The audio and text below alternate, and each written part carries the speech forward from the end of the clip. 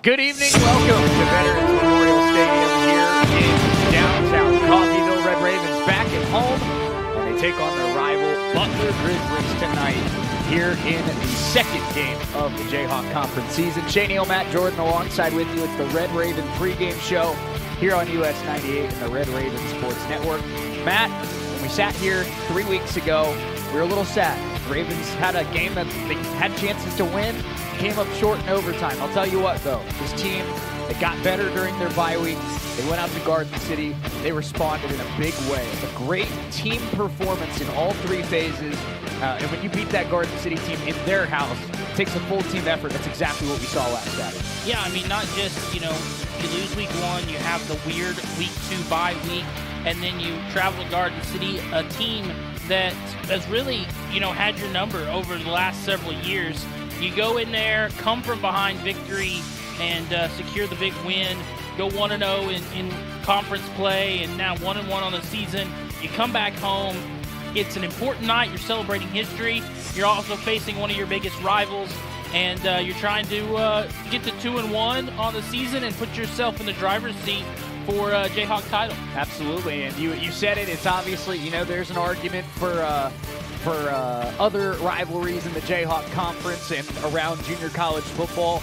But when we talked to Coach Dobler on the Red Raven Coaches Show this week, he said he told his players, anything you know about rivalries, Auburn, Alabama, Army, Navy, Ohio State, Michigan, that's Coffeyville Butler at junior college level, Matt. The 101st all-time matchup between the Red Ravens and the Grizzlies, and going all the way back to 1975, it's always been two of the best football teams in the country. Yeah, I'll put this in terms that our local fans might be able to understand that aren't familiar with these two programs, and it's going to hurt me a little bit. Coffeyville ICC is OU OSU. Butler Coffeyville is the Red River rivalry. Yeah. Right? Obviously a great rivalry. You're close, you're connected, but then there's the bigger rivalry that is against two powerhouse programs with a lot of history. And no offense to ICC, they're a great rival, but they haven't had the historic kind of matchup that this Butler Coffeyville gives you. These two programs have gotten in each other's way of national championships. That says enough, I think, when you talk about these two programs. And both are national championship contenders again this year. All you have to do is look to last year. Coffeyville literally went into Butler and stopped them from winning the conference outright and made it a share of the conference championship. So that just is, I think, the epitome of what this rivalry is. I completely agree. Matt, another side of this rivalry that's going to be new here in 2025 is the coaching matchup. Nick Dobler in his second year with the Red Ravens, Kyle Woodall in his first year as head coach of Butler. He's been their DC for the last handful of years. These two, they have quite the history, Matt. They went to rival high schools. Kyle Woodall is a Salina Central guy. Nick Dobler, a Topeka Seaman guy. They played twice against each other in their senior year of high school. Coach Woodall in the Salina Central went 2-0 against Coach Dobler. They both started out as DCs. Now they're both head coaches, two of the most exciting young coaches in this conference. But the coaching matchup's a really fun one between two bright, shining young stars in this conference, and it's going to be a fun matchup on the sideline tonight, and I know Coach Dobler is trying to get that first win over Coach Woodall. Yeah, that adds a level of, just another storyline to this already great game. So going to be interesting to see, and there's other storylines in this as well when you start looking at the players. No doubt, and you bring it up, Matt, it's the return of the Mac, if you will. Mac Armstrong, Dre Beasley as well, both going up against their former team. They both spent last year with Butler, and both are coming off their best game as Ravens. Dre had 2 big catches in the game against Garden. He's also been a key contributor on special teams. Mac Armstrong comes into tonight, third in the Jayhawk Conference in yards, tied for second in the Jayhawk in touchdowns, has not thrown a pick yet this year. Matt, he's playing winning football right now. He's making plays, leading this offense down the field, not turning the ball over.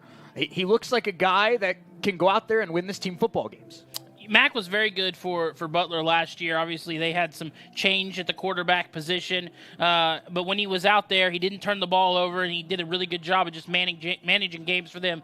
He had his best college game last week against Garden City, picking up that win and an upset victory over what was at the time the fourth-ranked team in the nation. And he wants to continue that and show Butler what they're missing out on with moving on from him. Well, and a big thing that's going to help keep Mack playing his best football is his wide receiver room. And I think there's an argument. I know Hutchinson has Derek Salley. I know we saw Sennard Bennett with Garden City last week. I think there's an argument this is the best receiver room in the Jayhawk Conference. Jaleel Boast has not found the end zone yet this year, but he comes into tonight with 10 catches, leading the team, 171 yards. Chris Thomas, 2 touchdowns, 9 catches in his first 2 games as a Raven, 3 catches on that final drive to beat Garden City.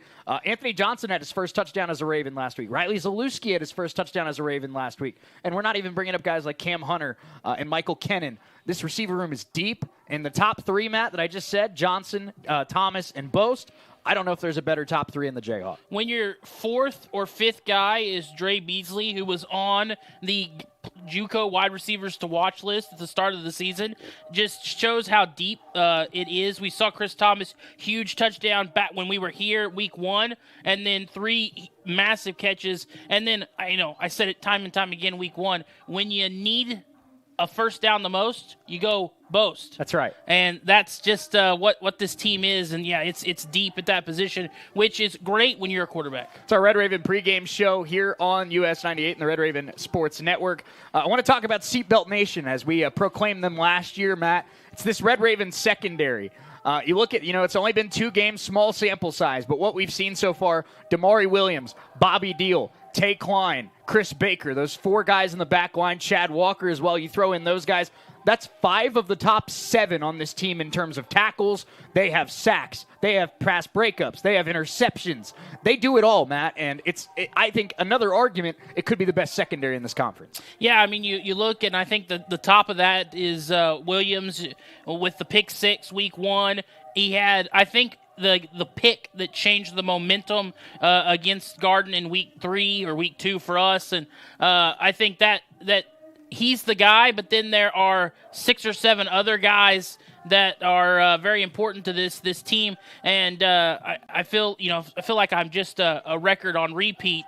But if I trust anything with Nick Dobler, it's his defense, and it's especially that the defensive back room. No doubt about it. And last thing here before we hear from Coach Dobler in just a couple moments, but you mentioned, Matt, it's a celebration weekend. It's a historic weekend. It's the 50th anniversary of the 1975 Red Raven football team.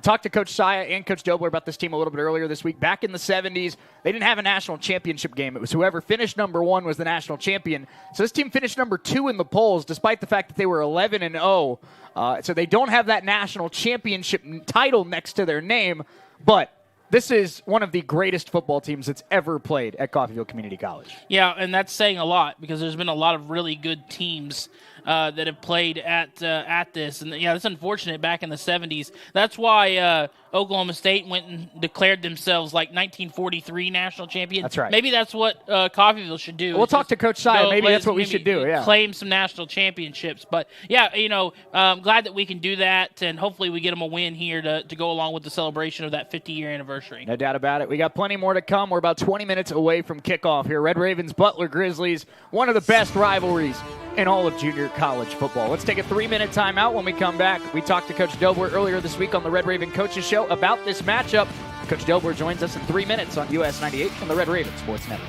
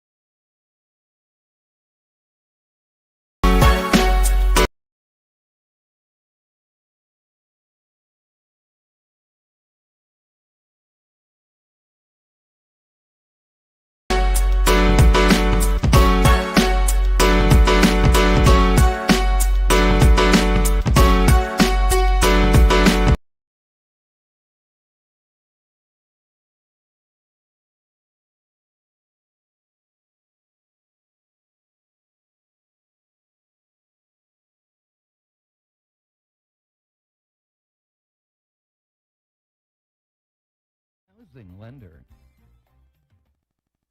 Peace of mind.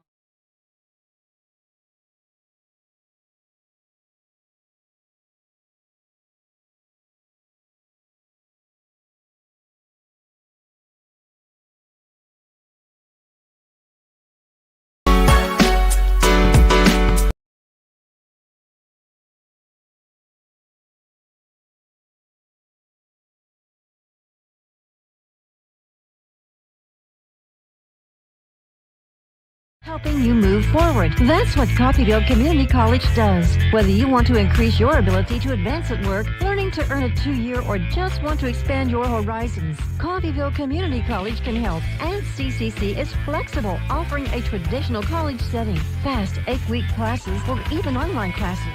Call CCC at 620-251-7700 or visit them online at coffeyville.edu.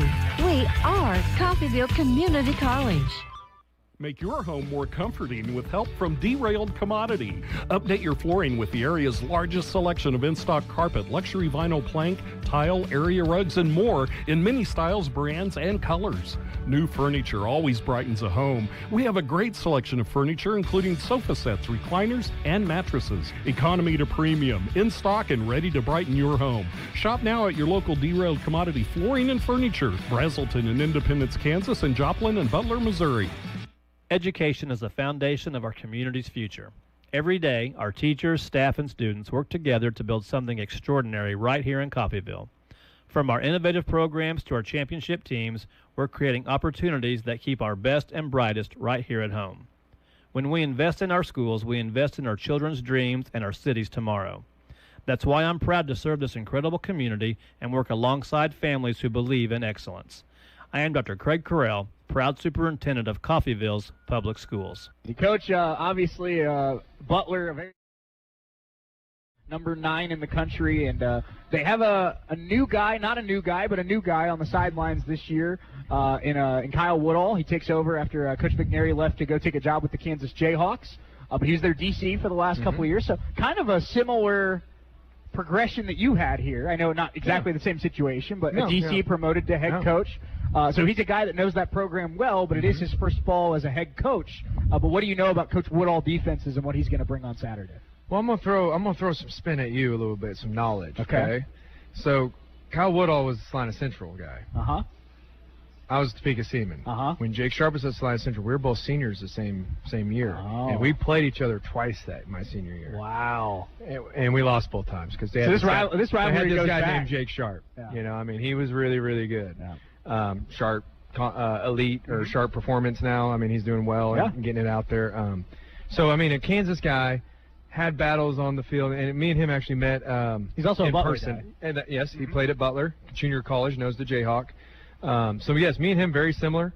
You know, defense coordinators, Jayhawk played in the Jayhawk, all that stuff. So I have much respect for him. I think it was a great hire.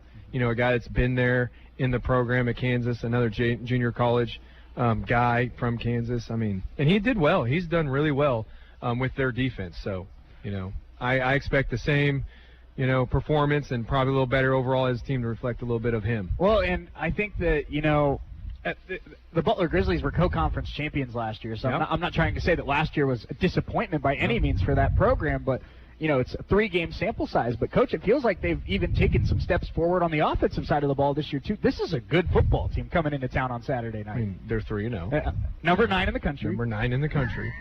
And it's Butler. Coffeyville. Hey, put all that aside. Put your records aside.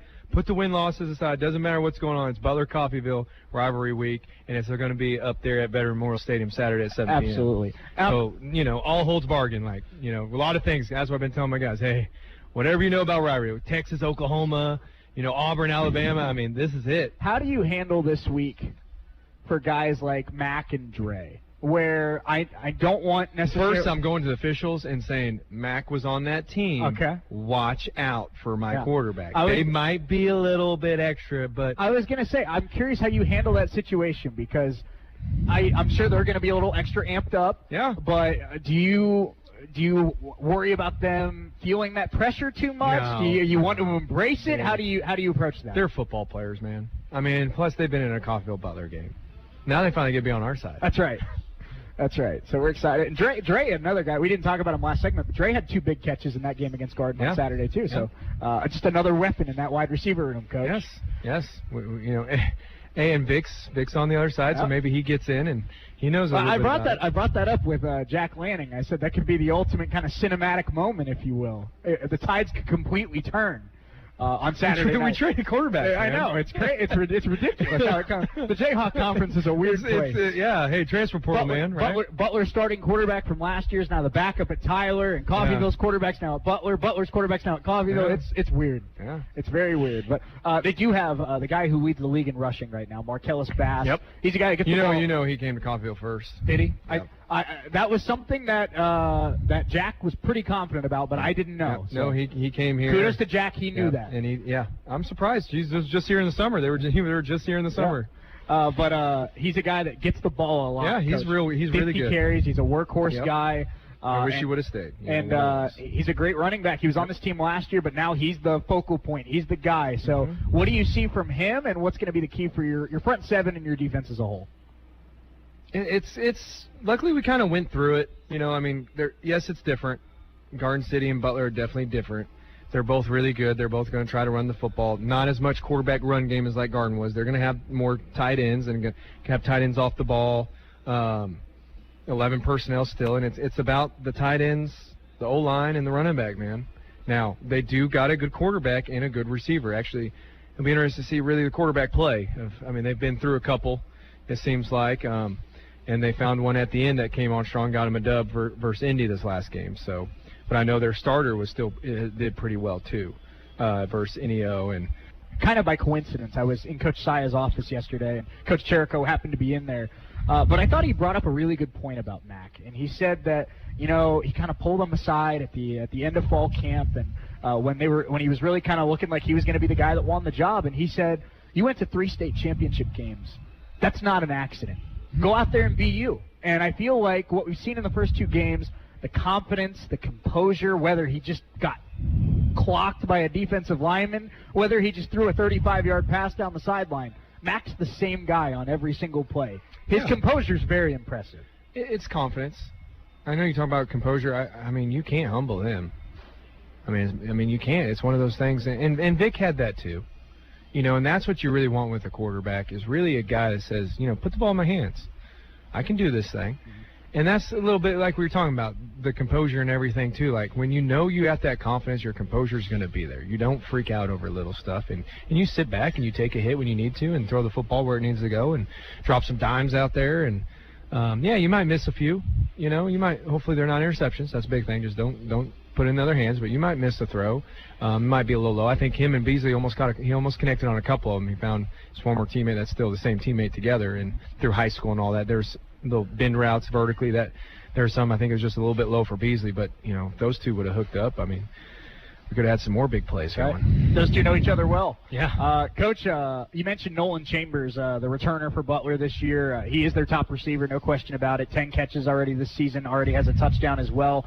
But what really interests me about this Butler receiving core is you're right in the sense that Butler can throw the football. They've proven they can do it. They average well over 100 yards per game through the air. They have 4 passing touchdowns this year. But outside of Chambers, Coach, no other receiver on this team has more than 3 catches on the season. So how do you game plan for a team like that? That it's going to be one guy that you know is going to be out there, and then a lot of guys where it's like you don't really know. I don't know really how to answer it because I know what you're talking about, and there is a way you do it.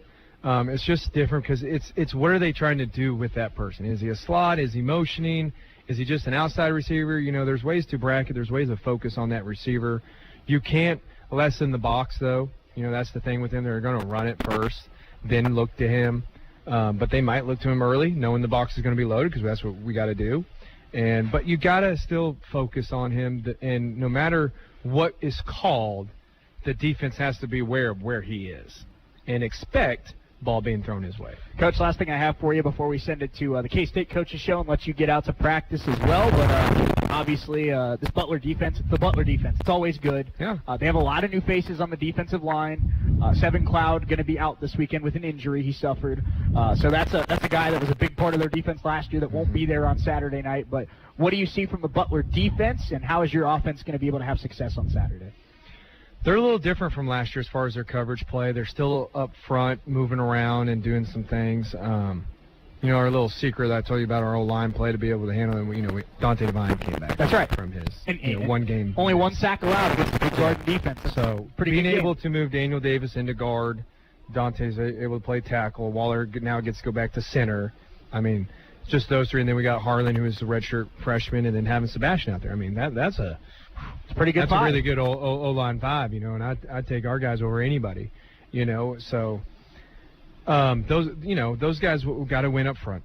We got to be able to still establish run. They got to get their eyes up and see all this movement that Butler's D-line starting to do. It starts up front, and then I think our receivers are gonna have to win some one-on-one matchups.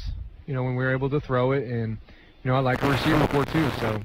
It's going to be exciting, I can tell you that. Hey, and listen, you said that you'd take our offensive line against anyone. I'd take our receivers in a one-on-one matchup against just about anyone. I'd take my whole team versus anybody. There you go. Love to hear it. That's a quote that gets you fired up.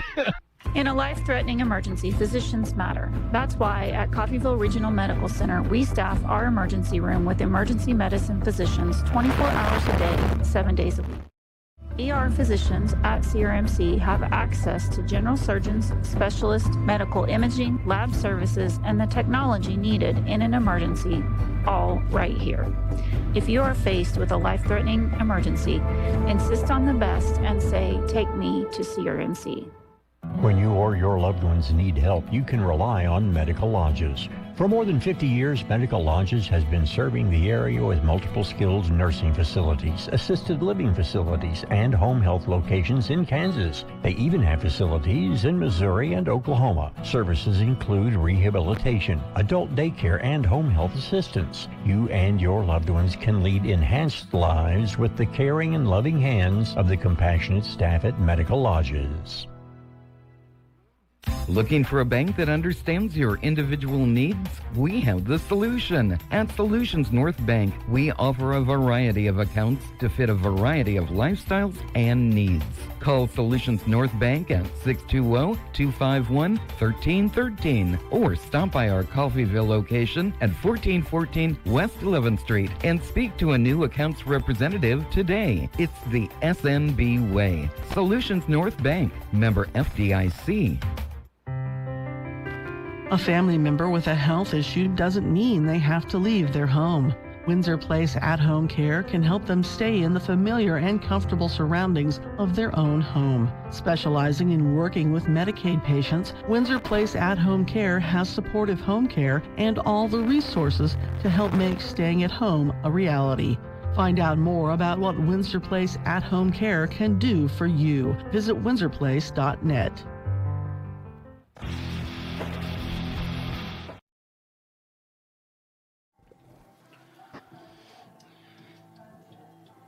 The Red Raven pregame show here on US 98 and the Red Raven Sports Network. Shane Neal, Matt Jordan alongside with you. We're getting ready for this big-time matchup between the Red Ravens and the Butler Grizzlies tonight. It's time for our keys to the game before we get you ready for kickoff. And, Matt, I have 5 of them tonight. Number 1, contain the run. Markellus Bass, former Red Raven, spent his first summer here in Coffeyville. He's leading the Jayhawk Conference in rushing right now, averaging about 120 yards a game. He's one of those players, you're not going to be able to stop him completely, but you got to be able to contain him. He can't decide this game on his own. I think back to the Hutch game last year. They had a guy very similar, and it's like early on, contain, and then he just broke a few big plays. That's not what you can do tonight. You've got to.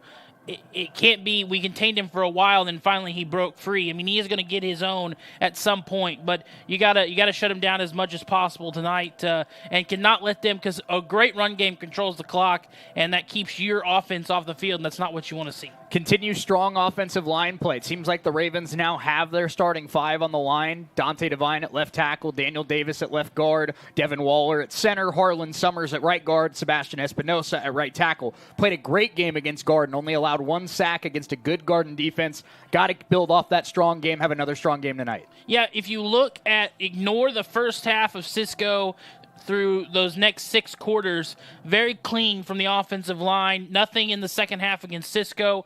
four pretty good quarters, only 1 sack allowed in the game against Garden. And so as long as you can protect Mac and he's not under pressure and he has time to let those wide receivers get open, I mean, good luck with 4, 5, 6 seconds guarding Thomas and Boast and the rest of the group, Zalewski, for that amount of time. Absolutely. Protect the ball, Matt. The big reason why the Ravens beat Garden City last week, Mac didn't turn the ball over. Running backs didn't fumble. Special teams didn't turn the ball over. If you're going to beat a team as good as Butler, you got to have another clean day in terms of turnovers. Mac's got to be careful with the ball. Running backs got to hang on to the football, and special teams can't have any giveaways. That's a calling card for Mac. He is very good at not turning the ball over. We had a really bad fumble in week 1 against Cisco, and so winning the turnover battle always important in coming away with a victory. Ride special teams momentum. Christian Burris having a nice year so far punting the football. Aiden Burgess hits the game-winning field goal against Garden, can kind of reset after he missed his first 3 kicks of the year. Keep building on that momentum tonight. Matt, you know both Burgess and Burris are going to be needed tonight, and they both need to be ready to go. Yeah, you look at the punting game last week, you pin them inside the 5 with a punt and then a safety. And that safety was the difference in the game. You went from a game-winning field goal without the safety to it would have been just a field goal to tie, but because of the safety, you get the game-winning field goal. And so it's just how important when you pin someone that deep, it forces them to play perfect, and when they don't, it really gets them. Last one here, protect your house. Ravens have 3 top 10 teams in the nation coming to the Vet in the next month. Butler tonight, Iowa Western next week, Iowa Central a little bit later in October. And, of course, with the matchup with Garden last week, very tough part of the schedule right here, Matt. But you get it at home and at the Veterans Memorial Stadium in front of your home crowd. This Ravens team good enough to beat anybody, and playing at home is a big advantage. Yeah, being at home is nice. You obviously lost at home week 1. You'd like to kind of reset things here against Butler and beat them here. And you not just ranked games at home, but ranked games in general.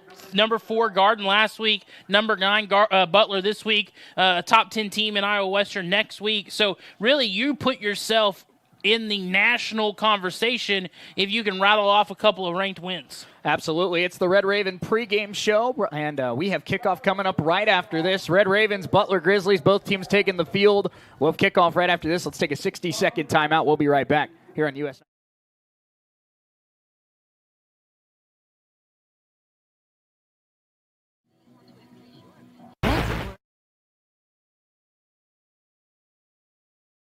Community college can help, and CCC is flexible, offering a traditional college setting, fast 8-week classes, or even online classes.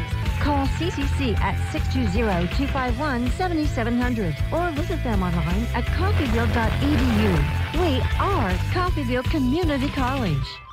Make your home more comforting with help from Derailed Commodity. Update your flooring with the area's largest selection of in-stock carpet, luxury vinyl plank, tile, area rugs, and more in many styles, brands, and colors.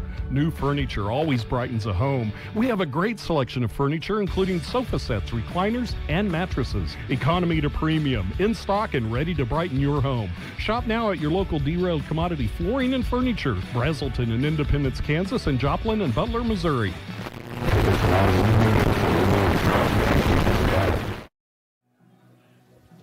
Yep.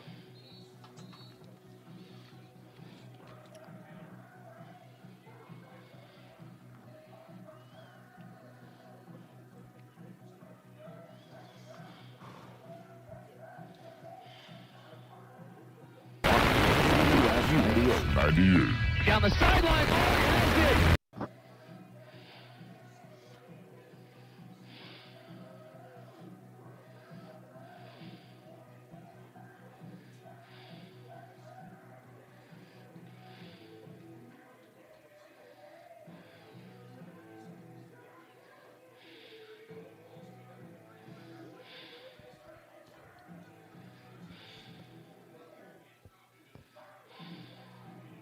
The Red Ravens will get the football first here tonight as the Butler Grizzlies ready to send it away. Number 9 versus number 17 in one of the biggest rivalry games in all of junior college football. Shane Neal, Matt Jordan alongside with you. Matt, all games at the Vet, all Saturday night games at the Vet get you fired up. This one's a little extra juice to it. Yeah, a night game against Butler, it feels real nice being back here after a big win. I know that everyone in the stadium is ready to get this one underway. Sending it away is Hunter Rio, the freshman kicker. And this one will go into the end zone. Diesel Solari lets it go. Ravens will start at their own 25-yard line. Mac Armstrong, the former Butler Grizzly, will lead the Raven offense out onto the field. Through 2 starts as a Red Raven, Mac 35 of 61 for 454 yards, 4 touchdowns. He's 3rd in the Jayhawk Conference in yards, 2nd in touchdowns. Had a 3-touchdown game last week, including leading this team down the field with a minute to go to kick the game-winning field goal. Matt, you said it in the pregame. Mac Armstrong playing the best football of his career right now. Yeah, coming off the best game of his young college career, and hopes to continue that here against his former team, and would love to make a statement first drive of the game. Steven Robinson, the running back, behind Mac Armstrong, who starts off in the pistol. And now it's a shotgun look. 3 wide receivers and a tight end here. First snap for the Ravens. Robinson gets a handoff, and not much room there. No gain on the play. Robinson tripped up at the line of scrimmage. Oh, boy, he had a hole, too. He would have been a big gain had he been able to keep his footing. Butler catches a break there. 2nd and 10 coming up. Now it's a pistol look here for Armstrong and the Red Ravens. And again, he motions Robinson up to the line. Armstrong back to throw for the first time tonight, stepping up. Mac going to take off with it, has some room to run. He's up across the 30, gain of about 8 for Mac Armstrong. Shows Mac's dual threat ability, not just a guy that has to sit in there and make some throws. He can make things happen with his feet, too. He's not quite Paco Mitchell like we saw last week at Garden City, but he's definitely a guy that other teams in the Jayhawk are going to have to keep honest and maybe put a QB spy on as we move into the season. Yeah, Baker Mayfield. Think that kind of guy that, isn't going to take off for, 40, 50 yards, but if he needs 8, Justin Herbert, that kind of quarterback that can move. 3rd and 2 here for the Red Ravens, just underway. Jaleel Boast in motion. 2 wide receivers to the left of the quarterback, Armstrong. Ravens will hand it off on 3rd down and short. Robinson has the first down, gain of 3. Ravens move the chains. And Robinson again, just one little slip tackle away. There was a lot of green grass in front of him, but nice tackle, but does pick up the first down. We didn't mention it in the pregame show, but of course the star sophomore for Butler, Seven Cloud, not available with a knee injury. The Georgia commit, that's a big loss for this Butler defense. Yeah, Shay, this is a pretty interesting little formation they've got here. 3 wide receivers to the right of Armstrong, and Robinson off to his left. Armstrong back to throw, has time, steps up, hits Zalewski on the drag route. That's a gain of about 7 yards to Riley Zalewski. He was wide open. There was no Grizzly around him. He picked up a block. He also had a lot of green grass in front of him. That's good patience there by Mac. Stood in the pocket. Pressure started to come in, but found the open receiver. That's smart quarterback play. 2nd and 3 for the Ravens at their own 43-yard line. 12:38 to go, opening quarter. Armstrong takes the snap. It's a delayed handoff, and Robinson is tracked down in the backfield. Loss of a couple yards. In there for Butler, number 91, Devin Davis, the freshman. That'll set up 3rd and medium here for Coffeyville. Davis out of LaPlace, Louisiana. Ravens know about good defensive linemen from Louisiana. Cam Cyprian from the state of Louisiana. 3 minutes into this one, Ravens have a 3rd and 7 at their own 39. Mac Armstrong in the shotgun. Boast in motion. Back to throw. And again, it's a handoff. Robinson cuts up, gets a push. It depends where they spot it. It's close. Maybe a half-yard short from our vantage point, but it's pretty close. It's pretty close. And an interesting play, 3rd and 7, choosing to go to the run, and it really almost paid off. Now it is 4th and short. Do you have the... I think you go for it here. I agree. I think you kind of have that in your head by running it anyway on 3rd and 7. You kind of think maybe we will go for it. Now the question is, what do they draw up here to pick up the 1 yard? 4th and 1, big moment here early. 11:17 to go, first quarter. Mac Armstrong takes the snap, handoff. Robinson pushing forward. He got it. First down. Well, he picked it up, but I got to say, I am not a fan of the shotgun formation on 3rd and 4th and 1, but especially 4th and 1. But, hey, we got it, so I'll take it. We've seen Mac line up under center the first 2 weeks of the year. He hasn't done it quite yet tonight, but Ravens coming out in more of a spread, kind of West Coast style scheme here early against this Butler defense. And this Butler defense is one of the best defenses the Ravens will see all year. First down at their own 48, Armstrong. Ravens really trying to run the football early. Robinson with another 3-yard pop into Grizzly territory. And you mentioned, Matt, Butler has the league's top running back. They wanted to control the clock with the running game. Right now, the Ravens, they've milked the first 5 minutes of this game. Butler hasn't even had a chance to think about going out on offense. And I think maybe that's part of the idea here is, wasting the clock. Jordan Lewis checked in. So he goes back into the backfield here. 2nd and 7 for the Ravens at the Grizzly 49. It's a toss to Louis. Some room to run. Jordan Louis up to the 43. He's going to be about a half yard short of a first down.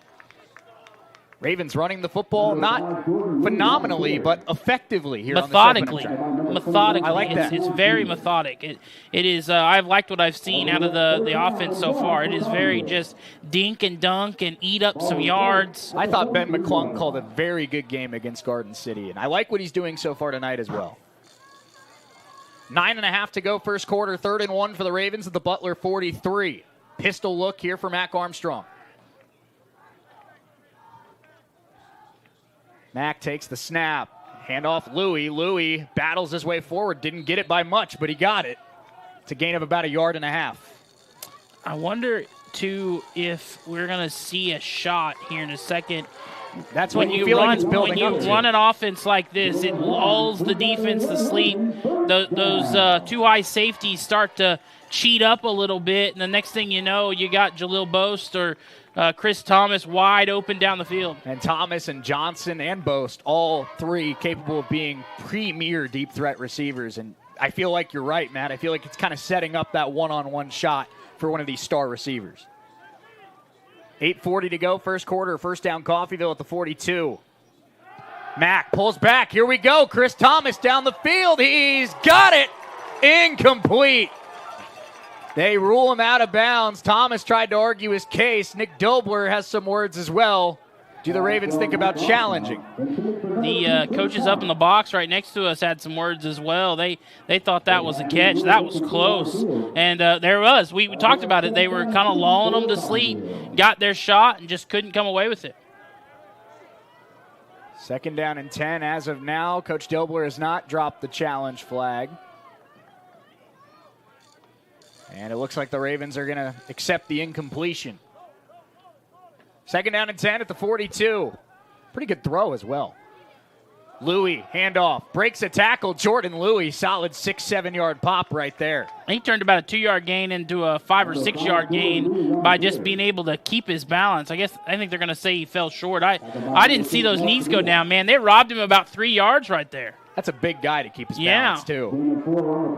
3rd and 6 here for the Ravens. They're at the 37-yard line. Need to get to about the 31. We've taken up half of the first quarter here nearly. And brought Riley Zalewski back out as well. Boast, Johnson, and Thomas all line up to the right. Got Zalewski off to the left. They're going with this interesting kind of bunch formation. Now motion is Boast. Armstrong, pressure, and he's sacked.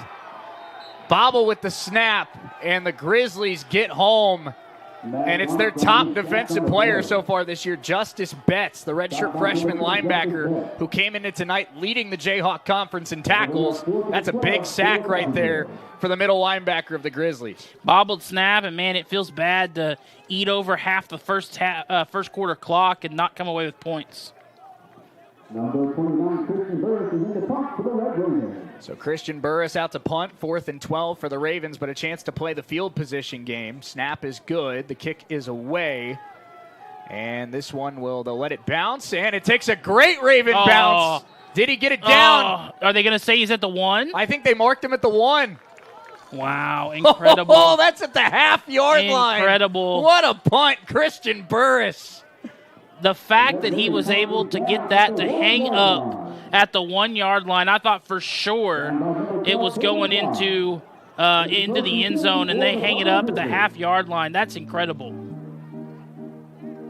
Because in college, you got to remember the rule's different. In the NFL, if your body carries you into the end zone, it's a touchback. But in college, it's first touch. Christian Burris, Matt, I think what's interesting, he came to Coffeyville and redshirted. He was a kicker. He'd never punted a day in his life until he got to Coffeyville. He looks like a natural out there. First down for the Grizzlies. Handoff to Bass. He'll get about 2.5 yards, give Butler a little bit of breathing room. We saw this last week. Garden picked up a couple of yards, felt like they had a little bit room, and the next thing you know, bad snap, safety. Quarterback for the Grizzlies is the guy that came in at halftime against Independence, the freshman Tate McNew from Wichita. He played at Mays South High School.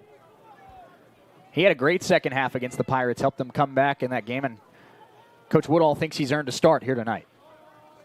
2nd and 7 for the Grizzlies. Ravens show pressure. It's Bass again. Bass trying to cut outside. Now spins back inside, and he's near the first down marker, up to about the 11-yard line, maybe a half-yard short. Yeah, he's showing off why he's one of the best running backs in the nation right there. That was a great run to make it 3rd and inches, and now that shadow of the old goalpost, not as big of a deal right now. 6:03 to go first quarter. Butler, Coffeyville, two physical, defensive-minded teams, and that's what you've seen so far in this one. Slow, methodical, ground-and-pound style football between these two historic programs. 3rd and less than a yard for the Butler Grizzlies. McNew lines up in the shotgun, Matt. You said you don't like this, but here's Butler lining up in the shotgun as well.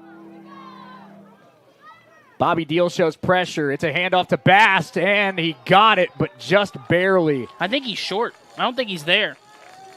I think this is going to be 4th and inches. Deal was the one who tripped him up. And that's exactly why I don't like.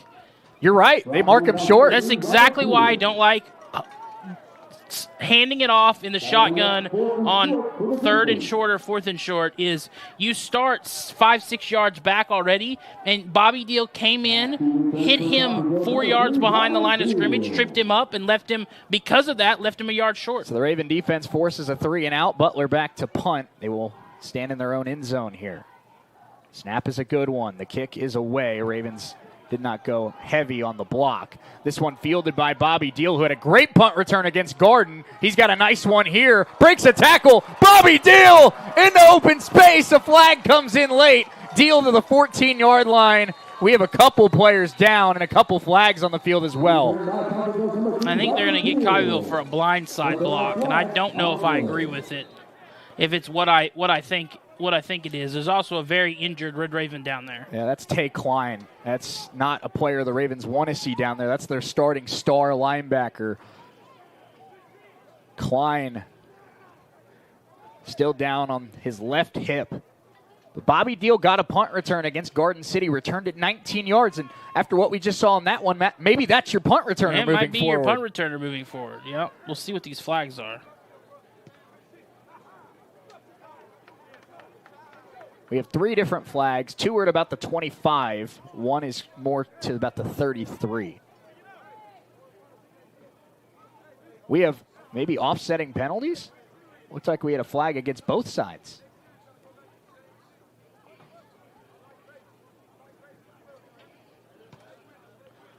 Again, a very key piece of this Raven defense down on the field, Tay Klein. We'll get you updated on the flags, but while they tend to take Klein, let's take a quick 60-second timeout. We'll be right back.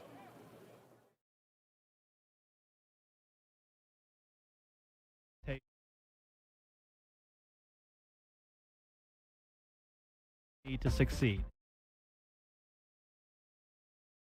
Partnerships with local businesses, healthcare providers, and community organizations ensure students gain real-world experience and career readiness. Together, we're preparing tomorrow's leaders today, opening the workforce of tomorrow. I am Dr. Craig Correll, proud superintendent of Coffeyville's Public Schools. When you choose Coffeyville Regional Medical Center, our dedicated team of surgeons, anesthesia, nurses, and other medical professionals are focused on you and your health. Our board-certified general surgeons provide expert surgical care close to home. From a routine... Looked like that right leg.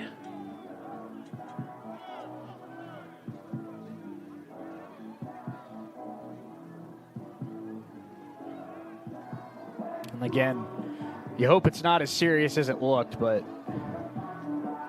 it's never good when they can't put any weight on it.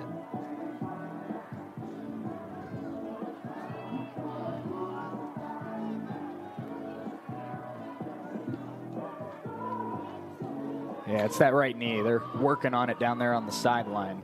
Every time I see a team have to punt again. I apologize, Matt. I had the wrong injured Raven out there. That is not Tay Klein. That is Aramis Simmons, number 42. So 42 is the one we're watching down there on the Red Raven sideline, Aramis Simmons. And he's up walking, which is a good sign. Oh, yeah. See, that's the thing. Every time I see a team have to punt again, something always goes wrong. And that one not good for Butler. That was like was that blocked or was that off the side of his foot? I think he just shanked it like an 8-yard punt. I'm always reminded of the time OU had to punt again against Oklahoma State in Bedlam, and a young man by the name of Tyreek Hill took it all the way back for a touchdown that ended up being the difference in that Bedlam game. Why do I feel like people in Southeast Kansas would know the name Tyreek Hill? Yeah, well, those Garden City people last week certainly knew him as well because that's where he came from. But yeah, punting again, just something always seems to go wrong. So, and in Coffeyville's case, it went really right. Bobby Deal returned the punt to the 14-yard line before the penalties. And then after the repunt, the Ravens get it to 17. So Ravens start in the red zone regardless. Good to see. Now Mac Armstrong and the Red Ravens will look to try to punch in the first points of the night. Armstrong handoff Robinson. Robinson pushing forward inside the 15, gets a little extra push to about the 13, calling a gain of 4. Man, I feel like a backfield with Diesel Solari and Steven Robinson just is not fair because there's so much to commit to speed-wise in that backfield. Oh, man. Then you can bring in Big Thunder off the bench and Jordan Louie. Chris Thomas lines up on the left side of Mac Armstrong. Zalewski, Boast, and Johnson all off to his right.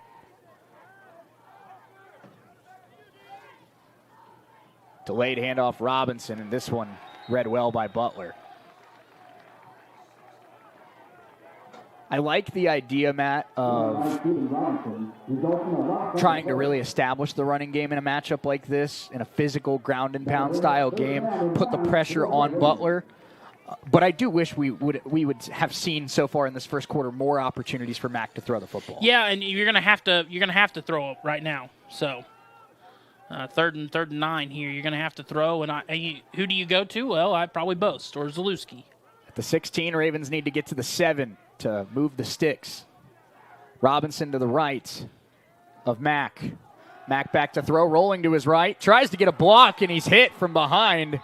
It's the second third down sack of the quarter for the Butler defense. Number 4, Mac Armstrong, is sacked on the play. They had one guy coming off the blindside edge and another guy, and Steve Robinson, a great running back, Matt, but he'll be the first one to tell you that wasn't a great pass pro rep for him. No, well, it just kind of unfortunate. I feel like you were gifted a really good opportunity, and then you ended up losing yards, and now you gotta kick the field goal. Feels like really big missed opportunity for Coffeyville. And 42-yard try here for Aiden Burgess. He hit the field goal to beat Garden City last week. He's 1 of 4 so far on the season. Hold is good. Burgess's kick, and I didn't get it off the foot. Hold was not good. It was not good. He never got it cleanly, but I think we're going to be gifted something again because there's a flag on the field and the kicker was on the ground. That's roughing. Too. That's Wow. 15 yards. Now 4th and 1. Do you go for it? No, it's 1st and 10. Oh, it's an automatic first down. Yeah, it's 1st and goal is what it is. Look at that. Well, it may not be first and goal. It depends on if that's a half. It is a half this, so it's going to be 1st and 10 at like the 13. Yeah, you're right. That's a lucky break for the Red Ravens.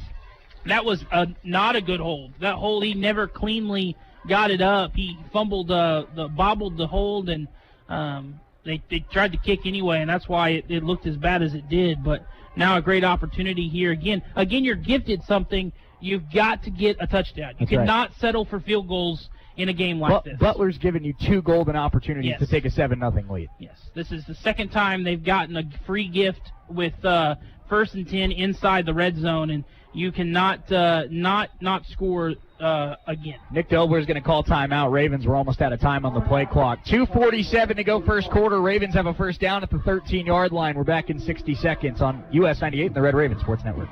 When you or your loved ones need help, you can rely on Medical Lodges. For more than 50 years, Medical Lodges has been serving the area with multiple skilled nursing facilities, assisted living facilities, and home health locations in Kansas. They even have facilities in Missouri and Oklahoma. Services include rehabilitation, adult daycare, and home health assistance. You and your loved ones can lead enhanced lives with the caring and loving hands of the compassionate staff at Medical Lodges. Our local teams are hitting the football field once again. Solutions North Bank is proud to sponsor Coffeyville's home teams. Community involvement has always been an important tradition for us. At Solutions North Bank, you'll always find us rooting for the hometown team. Solutions North Bank, a proud member of our community. Solutions North Bank, member FDIC.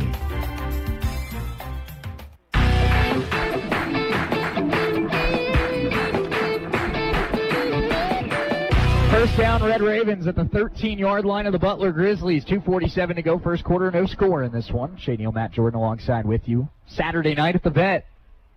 Mac Armstrong in the shotgun. Takes the snap. Ravens go back to the run game. Steve Robinson. Solid gain of 4 yards down to the 9. Ben McClung and Nick Dobler, man, they are stubborn here in this first quarter. They are going to run. It's giving me Indy vibes from last year. I was thinking the same thing. And I don't like, we won that game. I don't like it. I don't like how we won that game last year. Yeah. 2nd and 6 here from just inside the 9. Robinson again gets the handoff down to about the 6.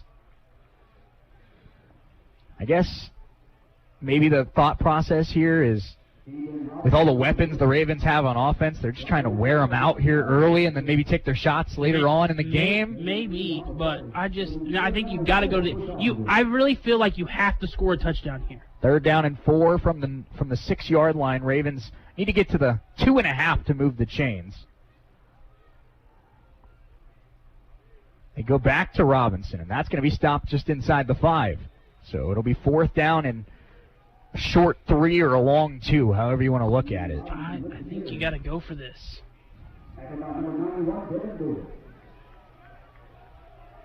I think they are going for it. You see the Raven defense get up and put their helmets on, but you don't see the Raven special teams getting up and putting their helmets on. Yeah, I think you got to go for this. 4th and 2 with the 5. I think you got to go to the air. Thomas to the left, Zalewski, Johnson, Bose to the right of Mac Armstrong. Robinson switches to the left side of the quarterback.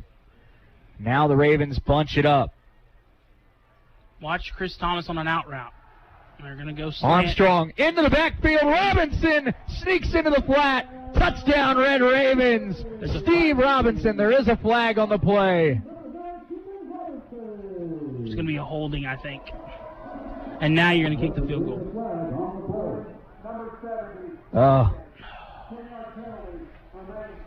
Now you got to kick a field goal. That's on the freshman, Daniel Davis, the left guard. So Burgess sent back out there. Assistant coaches are not happy. No, they're not loving that. They're not happy. And it was a great play call, too. Robinson was wide open out of the flat. This is an incredibly sloppy game by both teams so far to start this. So now it's a 32-yard kick here for Aiden Burgess, freshman out of Dripping Springs, Texas. Flag comes in, and I think that's going to be another 5 yards. just shooting themselves in the foot. Right, it's been incredibly sloppy first quarter. Both teams, incredibly sloppy. False start called against the Red Ravens and Tyrick Matthews, the redshirt freshman. So that'll make it a 37-yard kick, and now you're just making this a more difficult kick for the freshman. What was He's already struggled this season. 37-yard try for the Red Ravens, looking for the first points of the night. On its way, Burgess got a good leg into it. It is good. 37-yard field goal for Aiden Burgess. Ravens strike first. 54 seconds left, first quarter. Coffeyville 3, Butler nothing. We're back in 60 seconds on US 98 and the Red Ravens Sports Network. Peace of mind. That's what you get when you or a family member can stay in your home when health issues arise. Windsor Place At-Home Care makes staying at home possible. Whether it's a disability, aging, or illness, Windsor Place At-Home Care has the staff and resources to properly support you in the comfort and familiarity of your own home. Specializing in working with Medicaid patients, providing in-home support and care, Windsor Place At-Home Care is there for you. Find out more, visit windsorplace.net. KGGF, KUSN, and KQQF Radio is growing. We're looking to expand our sales team. If you enjoy meeting people, working independently, and want to make a difference for local businesses, we want to talk to you. Sales experience is helpful but not required. We'll train the right person. For more information or to apply, call 620-251-3800. That's 620-251-3800. Come grow with us at KGGF, KQQF, and KUSN Radio.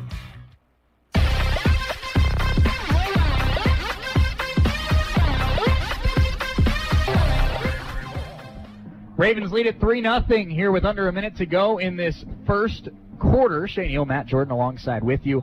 Red Ravens, Butler Grizzlies. Aiden Burgess ready to send it away. Burgess just connected on a 37-yard field goal. He had a great week on kickoffs last week, but this one going to go out of bounds. I wouldn't call that a jinx. He had already kicked it when I said that. Yeah. Ball will be placed at the 35. I don't think you can pin that one on. No, that was going out of bounds. I'll let that slide. It was more of you said it because of it was happening, not you said it and it happened. That's right. So first possession for the Butler offense tonight, it was 3 handoffs to Marcellus Bass and a punt. And then another punt that did not go very far. Yeah, the Raven defense would love for that to happen again. And a guy that's out there right now for the Ravens, Matt, that did not play in the season opener, but he had a sack against Garden City, Price Hamilton. A guy that the Ravens are just another weapon on this defensive line. Bass gets another handoff here on first down, makes a nice juke, and has about a 6-yard gain. He's shifty. Very talented back. Very talented. I've not seen McNew throw a pass yet here early in this one. They've only had 4 snaps on offense.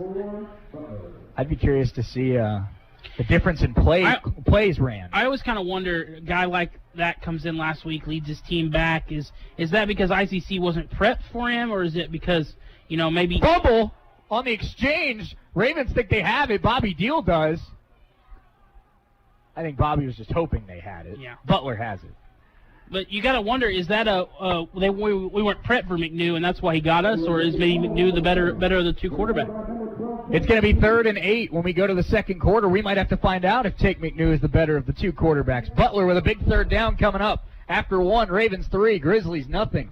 You're listening to Coffeyville Community College Football on US 98 and the Red Raven Sports Network. We're back in 60 seconds. Helping you move forward. That's what Coffeyville Community College does. Whether you want to increase your ability to advance at work, learning to earn a 2-year, or just want to expand your horizons, Coffeyville Community College can help. And CCC is flexible, offering a traditional college setting, fast 8-week classes, or even online classes. Call CCC at 620-251-7700 or visit them online at coffeyville.edu. We are Coffeyville Community College. Make your home more comforting with help from Derailed Commodity. Update your flooring with the area's largest selection of in-stock carpet, luxury vinyl plank, tile, area rugs, and more in many styles, brands, and colors. New furniture always brightens a home. We have a great selection of furniture, including sofa sets, recliners, and mattresses. Economy to premium, in stock and ready to brighten your home. Shop now at your local Derailed Commodity Flooring and Furniture, Brazelton in Independence, Kansas, and Joplin and Butler, Missouri.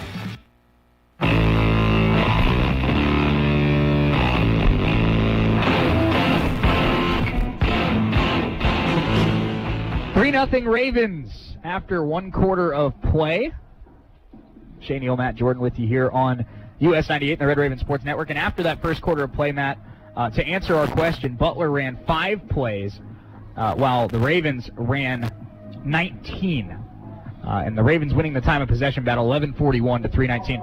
Incredible. It was an ugly first quarter, but the Ravens, I mean, they dominated possession. And I know that seems to be one of their clear goals tonight. Having some issues with the scoreboard. They reset it, and now it's 3-0. There we go. Our own scoreboard operator trying to rob us of 3 points. I know. Be your own people. Steven Robinson had 11 rushes in that first quarter. Wow. 3rd down and 8. McNew back to throw for the first time tonight on a quick little out route that is caught right near the sticks.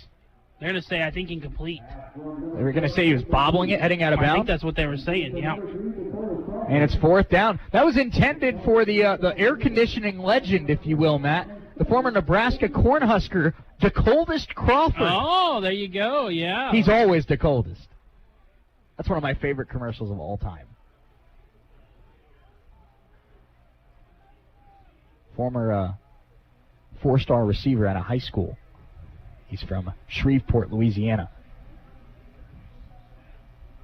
Rugby-style punt here for Butler. This one much better than the first one. Fair caught at the 30, not fair caught, but caught at the 31, and then a flag comes in late.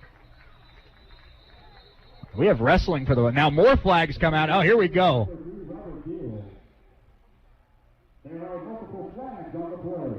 I think the Ravens took exception with the Butler Grizzlies putting the hit on Bobby Deal, and Damari Williams was the one that was in there kind of throwing some shoves around. There's multiple flags on the play.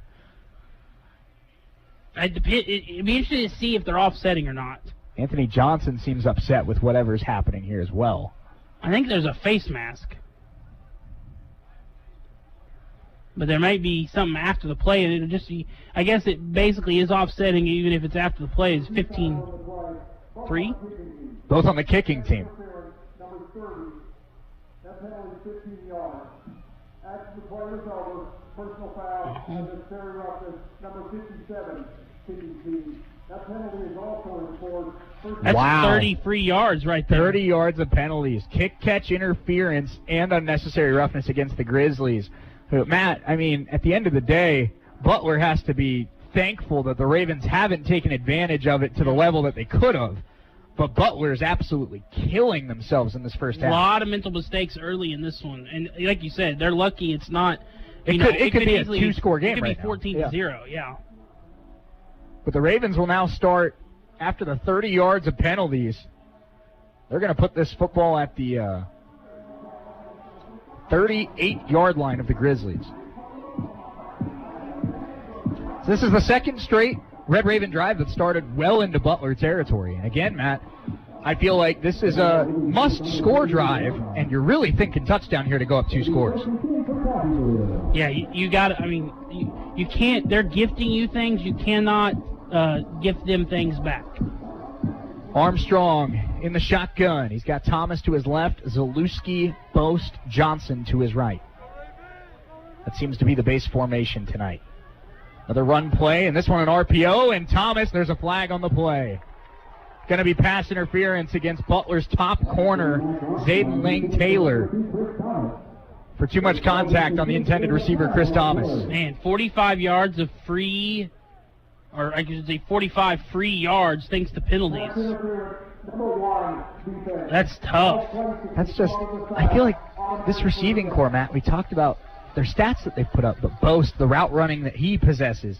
Chris Thomas, his route running in hands. Anthony Johnson, his size it's a nightmare to try to defend that trio. And then you throw in the big 6'5" Zalewski. Yeah, well, you saw, I mean, he got called back because of a penalty. Even have the threat out of the backfield in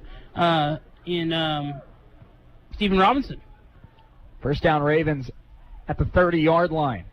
Armstrong, RPO, and a screen too high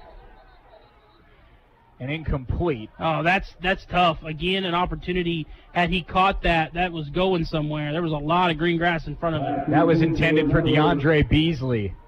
Two guys that know each other very well, and that's a very rare time where those two don't connect and not on the same page. Didn't sync up there.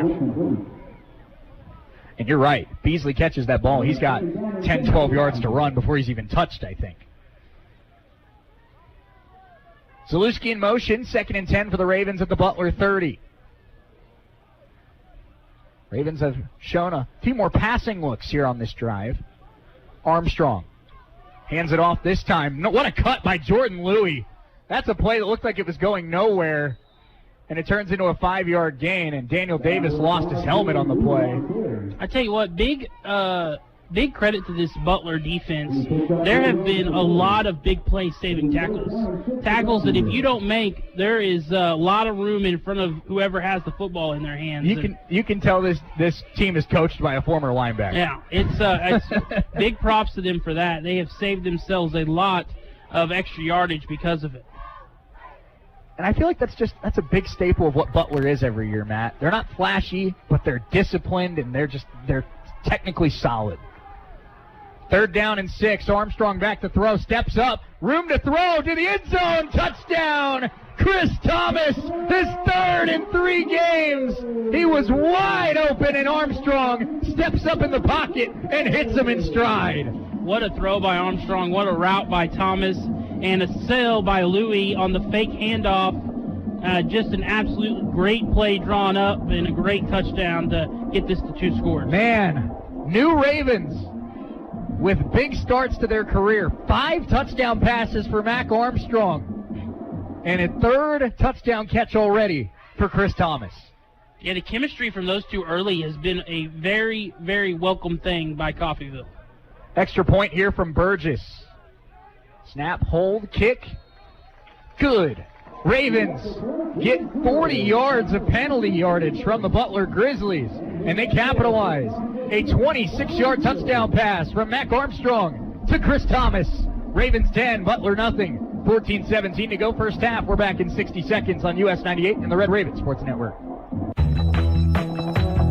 Now, keeping up to date is easy, no matter where you are. Equity Bank brings you KGGF text alerts, severe weather, sports scores, breaking local news. They're all as close as your phone with KGGF text alerts. It's easy to sign up. Just go to kggfradio.com, follow the link for text alerts, and select your options. Keep up to date anytime, anywhere with KGGF text alerts powered by Equity Bank.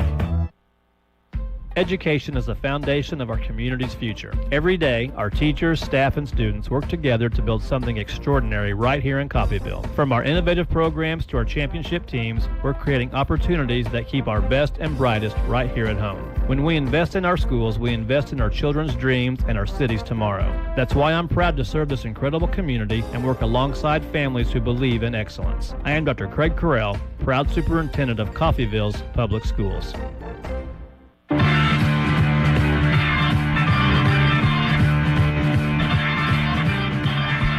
10-0 Red Ravens. Early second quarter. Aiden Burgess getting ready to wind it up and send it away. This one taken at about the 4-yard line. Returnable for the Grizzlies. Out across the 20 and stood up at about the 24-yard line. Nice kick coverage there by the Red Ravens. Isaiah Anderson on the return there for Butler. Matt, we talked to Coach Delbert on the coaches show this week, and I asked him. I knew he was fired up to get Chris Thomas. He told us that on the first show of the year. But in his wildest imagination, could he have expected the start the Ravens have gotten from the former Valdosta State and Tennessee Tech wide receiver? 3 touchdowns, 10 catches, 150 yards in his first 7 quarters as a Raven. It's impressive. Yeah, I don't think you could ask for a better start from him for sure. And you think about the 3 catches he had on the final drive against Garden City, a welcomed addition. First down for Butler, low snap. McNew able to pick it up, steps up in the pocket, now looking to run. He's able to evade the first defender and turn it into a gain of about 4 yards. Pretty athletic play there by the freshman. Yeah, it was a good play there by the quarterback to escape from the pressure and turn it into some positive yards. There was a gain of about 2 yards on the play. It'll bring up 2nd down and 7 for Butler. 2nd down and 7 for the Butler Grizzlies at their own 25-yard line. And McNew in a pistol look. There you see the man in motion. That's Nolan Chambers. That's their top receiver, and it's not even close. He already has 11 catches and a touchdown this year for Butler. Back to throw, McNew stepping up, buying time. And again, the freshman looks to run. He's across the 30 and ducks down at about the 31, pretty close to a first down. So showcasing some mobility there is the freshman out of Wichita. Yeah, anytime you have a quarterback that can make something happen with his legs, it just adds an element to the game. You see with Mac, you saw with Paco last week, and he did a good job. Two big, nice pickups, set him up 3rd and short. No disrespect to Mac or Tate, but I don't know if either of them have the mobility that Paco Mitchell has. No. Paco Mitchell looks like a running back there. What a talent for Garden City. Him and Sisk, that's a dynamic duo right there. 3rd down and 3 here for Butler. 12:34 to go. First half, and a handoff to Bass. He's going to have a big hole, and he's up across the 35 to about the 37. Gain of 7 and a first down for Butler. Butler. This is how Butler wants to play offense. Yeah. Run the ball, tight end sets, Markellis Bass between the tackles. I mean, this is the game plan Kyle Woodall wants.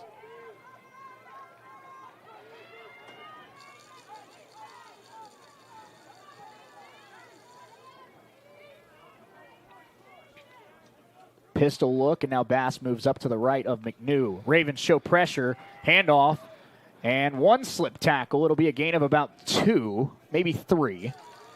Ravens could have had him in the backfield. Well, Bass is every time it's hit and then picks up 3, 4, 5 yards after first contact. It's hard to bring him down. Gain of 3 on the play. That'll bring up 2nd down and 7 for Butler. He spent last summer here in Coffeyville, and last summer, Matt, this team had O'Meary Wiggins, as well as Steve Robinson, as well as Trey Jones. I mean, you can see why there was a big competition in that running back room. DeAndre Kelly.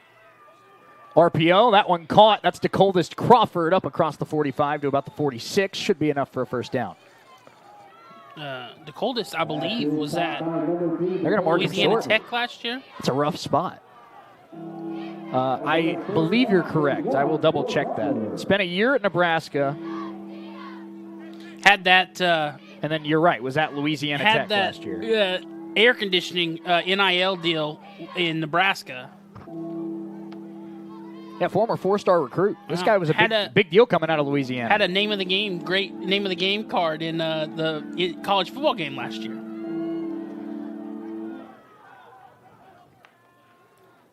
Hand off to Bass. Bass driving forward, and that's his talent again on a play that didn't look like it had a lot. It's a 3-yard gain. If I'm Coffeyville, I'm okay with this. You let him get a little here, a little there. You're not getting busted for big plays. You've kind of set yourself up, nice little 10-0 lead, and it's just about stopping him when it matters most. He entered today. He's a workhorse, Matt. He entered today 50 carries in the first 3 games of the year, and he's already nearing 10 carries tonight. This guy might get 200 touches this season. Back to throw. That one knocked down by the Raven defense. Incomplete pass. Cam Cyprian was in there, as was number 30, John Betts, the freshman defensive lineman. When you're playing this RPO style of offense, the Ravens do it too with Mac Armstrong. That's one of those dangers. Yeah. Those big defensive linemen can get a paw up there and knock it down. Yep, very susceptible to that kind of stuff. So 2nd down and 10, I apologize. Nolan Chambers, again, the man in motion. Chambers, a 6'1", redshirt sophomore out of Jacksonville. That is their top wide receiver. McNew.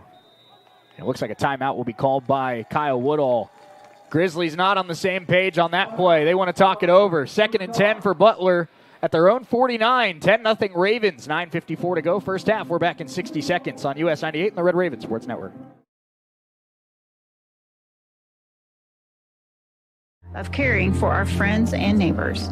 We are your regional healthcare system, caring for Southeast Kansas and Northeast Oklahoma. With comprehensive technology and experienced medical staff, caring medical professionals, and a 24-hour emergency room staffed with emergency medicine physicians, we are people you know and healthcare you trust. For more information, visit our website, crmcinc.org. When you or your loved ones need help, you can rely on Medical Lodges. For more than 50 years, Medical Lodges has been serving the area with multiple skilled nursing facilities, assisted living facilities, and home health locations in Kansas. They even have facilities in Missouri and Oklahoma. Services include rehabilitation, adult daycare, and home health assistance. You and your loved ones can lead enhanced lives with the caring and loving hands of the compassionate staff at Medical Lodges.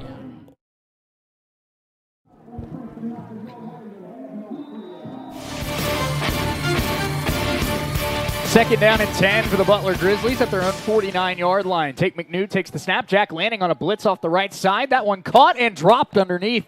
Nolan Chambers came into tonight, Matt, with 10 catches for 104 yards and a touchdown. That's 7 more catches than any other receiver on this team. That's just a straight drop right there by the number 1 receiver. Yeah, you'd think that's the guy that's going to come away with it. And luckily for Coffeyville, he had some room. Probably could have got a first down, but he dropped it. 3rd down and 10 for the Grizzlies. This has been their best drive of the night, but in danger of it stalling here around midfield. I don't think tonight has been Tate McNew's fault so far, but you think about going back to Dylan Dunn if this offense continues to struggle. McNew back to throw, looking right. Quick curl, that one incomplete. In coverage for the Red Ravens, Maurice Wells, the pass intended for LaShawn Atchison, the redshirt sophomore. And C-Shay, that's why I'm okay with the 2, 3, 4-yard runs by Bass, because I think offensive coordinators get a little tired of seeing that, and then they try to do something different, create something else, and we saw that. They went RPO, got knocked down, dropped pass, and next thing you know, a great drive ends with a 4th and 10, and you're punting. Well, I'm still getting used to our 5th floor look, Matt. I saw the 4, and I thought it was 14, Maurice Wells. That was 24. The former wide receiver, Brandon Hayward, who switched to DB. That was a nice play for the DB. This is a slow punt, and it's going to take a Raven bounce and down at the 32. Not been a great night so far for the Raven special teams. And now we have a flag coming in late as a Butler O-lineman and a Raven D-lineman got tangled up. Yeah, and then a very late shove by that Butler player that I did not see a flag get thrown for. Number 27, Coffeyville. That's going to be on Coffeyville. Penalty from the dead ball. They're going to call it on 27. That's CJ Williams. For number 27. He's definitely deserved of that penalty, but I feel like it should have been offsetting because the Butler player retaliated last. And normally it's the guy that does something last that gets caught for it.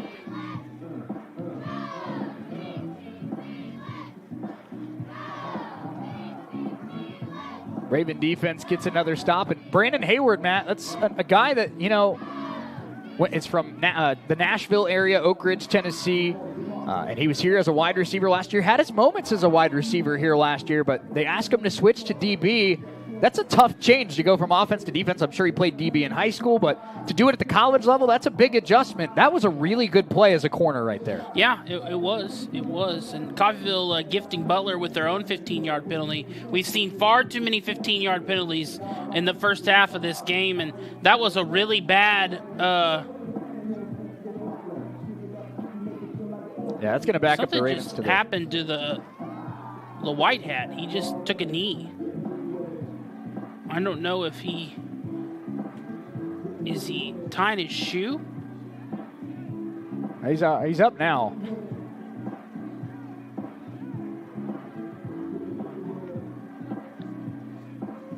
Yeah, we hope he's okay. He's moving around like he's all right.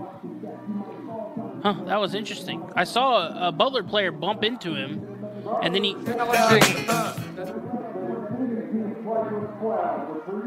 It's under further review. Previous play under further review. Maybe to see if there should be multiple penalties here. Well, that's interesting. I didn't know you could review. I know you can in the NFL, but I didn't think you could review a play in. Can't be targeting. No, it's not targeting. They could be looking to see if either of those players deserve to be ejected. I'm telling you, the Butler player got in the last hit. Well, and the two players in question, it's C.J. Williams for the Red Ravens, number 27, and for Butler, it's number 52, the redshirt freshman linebacker Cole Rickard. So those are the two guys that got tangled up on the play, and I saw what you saw. They were tangled up on the field or on the turf, kind of wrestling each other, and then when both players kind of go to get up, Rickard's the one who shoves him last. And I'm not saying that C.J. doesn't deserve a penalty. I think he does. But I think there's an argument for offsetting. But I think there is an argument for offsetting. Absolutely. And unfortunately, there's not a shot of it because it was so far away from the play. Yeah, it was very far At away. least not for us. There might be for them, but there's not for us. CJ. But I don't know what they're reviewing because unless I'm just unfamiliar with the change in rules, but CJ's just kind of on the outside bubble of that huddle right there. I'm kind of keeping an eye on him. He's kind of working his way into that huddle. I don't know. And it was just such a weird... I'm not sure what they're reviewing. Is there a world? I don't think there was enough on that play to do this, but is there a world where they eject both guys? I don't think so. I didn't see punches thrown or anything. The blocking. They were wrestling. The blocking just went farther than it needed it to, and then they got mad at each other because they got all tangled up. And then CJ went to get off of them after the flag had gotten thrown. They got tangled up again, and then the Butler player pushed Williams. But like I said, it's CJ's fault in the first place for getting to where it got. This has been, you said it at the end of the first quarter, but I'm just going to reiterate it here because it's true 5 minutes later. This has been a very ugly first half. Yeah, very sloppy. I just don't know what we're reviewing. If I would argue, Matt, if Chris Thomas and if Mac Armstrong didn't have a great throw and Chris Thomas didn't make a great catch, that you could say that I don't know for certain that the Ravens are outplaying Butler to this point. It's that one touchdown play. Other than that, I think both of these teams are kind of competing on tripping over each other. Who can make the most mistakes? That's exactly what the first half has been. Coffeyville has just made less, and that's why they're up by 10. You might have to reach out to our replay man via text message. Blaine Thornton. See what he can tell us about what they're looking at. I see him working with them over there on the shot. So yeah, we'll reach out to Blaine. That's the beauty of having connections. I just want to know what they're reviewing. If he can, let us know that. Yeah. Whatever they're reviewing, here they come. After review, the ruling on the field is upheld. Butler is charged to time out their first and is out of coach challenges. Okay. Was that Butler challenge? Were they trying to say there was a fumble on the actual return?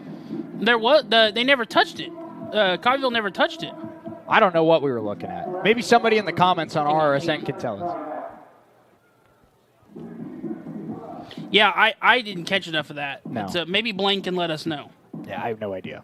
I found this funny, Matt. Chris Thomas's touchdown catch earlier this quarter was his third of the season. That puts him in second place in the Jayhawk Conference in terms of touchdown catches. First place is Derek Sally of Hutchinson, their number one receiver. He has 8. Oh wow! Well, it helps when you score like 70 points. Hutch has played 3 games, and in those 3 games, he's had 3, 2, and 3. Yeah, that's incredible. Now Armstrong back to throw. Mack looking, has time, and now up the seam. Thomas has it. Chris Thomas into Butler territory.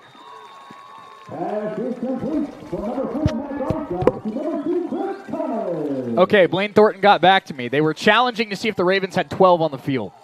And after review, they did not. But after review, Mac Armstrong to Chris Thomas, that's still working. It continues to be an elite option. Thanks to Blaine as well for letting us know. Absolutely. Mack, first down, handoff to Robinson, and that'll be a gain of about 2.5. Now if you're the Ravens here, Matt, you can take this down under 5 minutes to go in the first half. If you get in the end zone again, it's a 3-score lead. You feel really good with where you're at going into the locker room if you score on this drive and the way kind of things have unfolded here in the second quarter. Field goal feels okay. A touchdown feels really good. Really good. Thomas on a wheel route that time. He usually lines up outside. That time he was in the slot and kind of snuck his way around. Really good play design. Robinson in motion. He takes fake handoff. That throw to the outside intended for Thomas, incomplete. Not the best throw of the night for Mack. In coverage there for Butler was, once again, Zayden Lane Taylor. On that play it was their other corner, Braxton Urquhart. But for most of the night, it's been Lane Taylor shadowing Chris Thomas. Best on best. What I really like about Coffeyville's offense under this new OC is the amount of pre-snap movement. Sorry, Blaine followed up that text with Butler was challenging to see if we had 12 on the field. After review, we had 10. No penalty for less, only for more. Yeah, that's right. 3rd down and 8 here for the Ravens. Mac Armstrong back to throw. Blitz comes in, and Mac's just got to get rid of it. Takes a hit. It's incomplete. Helped to his feet there by his right guard, Harlan Summers. That's something Coach Dobler said he was going to talk to the officials about before the game. First thing he said he was going to say is, my quarterback played for this team last year. Protect him. Because he thought Butler might, do something a little extra here tonight. Well, that was about as close I think you can get late hit-wise and not get a penalty for it. Christian Burris out to punt for the second time tonight for the Ravens. The first one was outstanding. Pinned inside the 1-yard line. No win, so it's really up to his own ability here. Burris gets it away. It's a line drive. This one is caught at about the 8-yard line. Ravens quickly down there, and they will trip them up at the 10. That is great special teams play by the Red Ravens. Red Ravens special teams had a great day against Garden City. Donovan Moore and Ja'Cory Thomas, 2 of the better returners in all of JUCO heading into that game. The Ravens held them in check all night long. And this Ravens special teams unit, Matt, they're getting better and better every single rep they're out there. Yeah, I mean, Ravens special teams is just so fun to watch, and this one is a really good unit. And just the fact that we just year after year get in these just incredible punters, it blows my mind. This guy wasn't even brought in to be a punter. That's what's crazy. He just kind of picked this up on the fly when he got here. And I'll tell you what, he's good at it. Comment on YouTube said, no way it took that long to count to 11 or 12. You know what? That's a good point. That is a good point. Oh, that's funny. I have a funny thing that Coach Dobler told me after this play here. First down, take McNew in the pistol. Markellus Bass moves to his left. Butler starting at their own 9. This is a handoff and room to run for Bass. Big hole for Bass. Breaks 2 tackles. Bass into open field, and he's finally tracked down after 37 yards. Finally breaks that big one, and it was about to be a lot bigger, but tracking him down. A couple of Red Ravens. I saw Caleb Stewart, the number 1 on defense, coming up with a big play to slow him down as well. Stewart dealt with an injury in week 1, made his debut last week against Garden City. He started his career at UConn, and he's a guy that Coach Dobler thinks can be a big impact piece on this defense. First down, Butler at their own 46 after the 37-yard run. McNew, Bass once again to his left, and they're going to go right back to the workhorse running back. This time, Ravens blow him up in the backfield. 3-yard loss. In there was John Bettis, the freshman defensive lineman. That's what you like to see after a big run. As we get ready for second down, let's pause for 10 seconds for station identification here on US 98.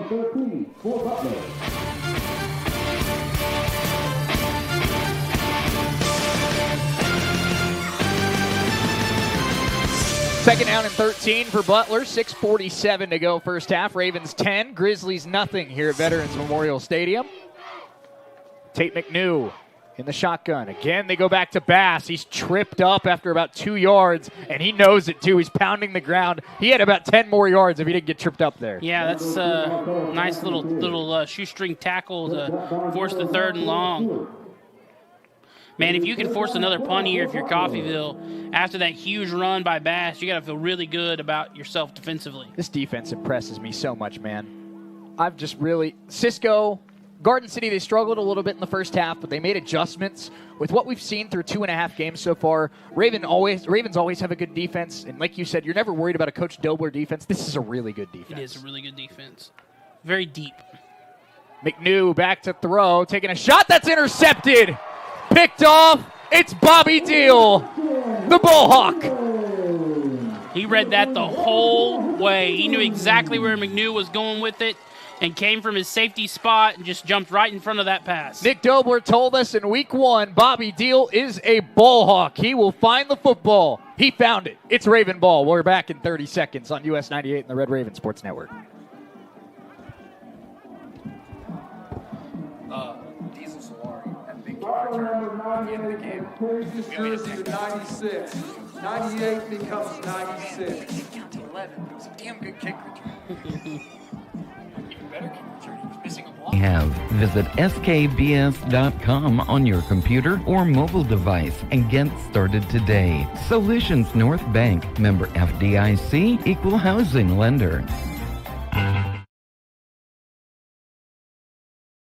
First down, Ravens at the 38-yard line, man in motion. And it's a handoff.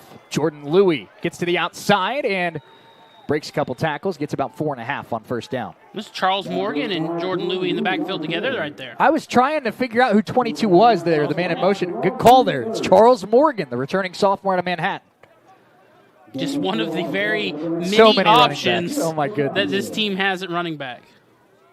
Going back to that interception, Bobby Deal, man, what a play. What a safety room for this Red Raven team so far this season. They've lived up to the hype and then some.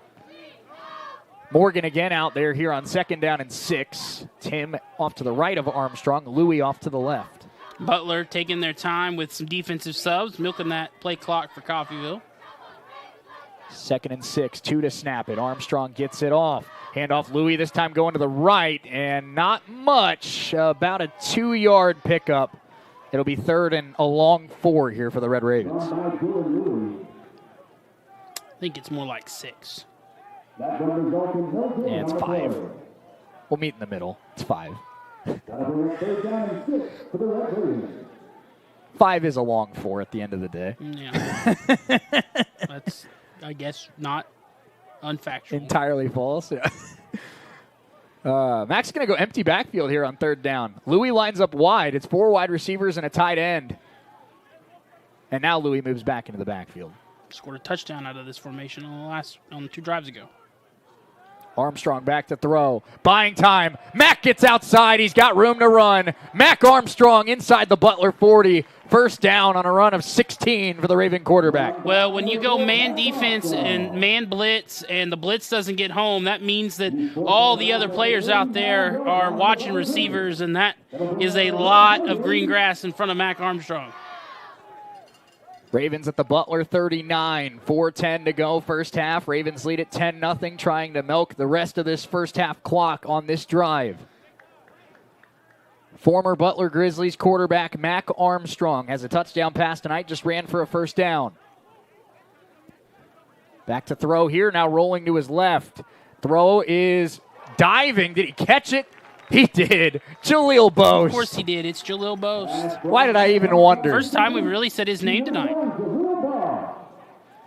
He's been letting Chris Thomas have a little bit of spotlight here in this first half. That's a great catch by Jaleel. Gain of 8.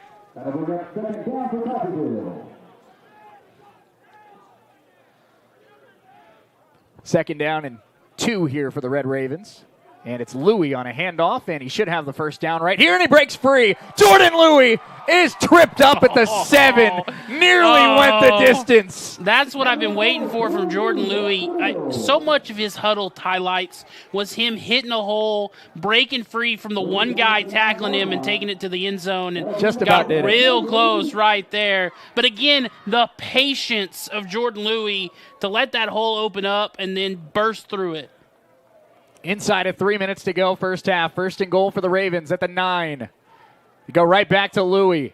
Louie Rides his blockers, breaks a tackle, Louis, into the end zone. Touchdown, his first as a Raven.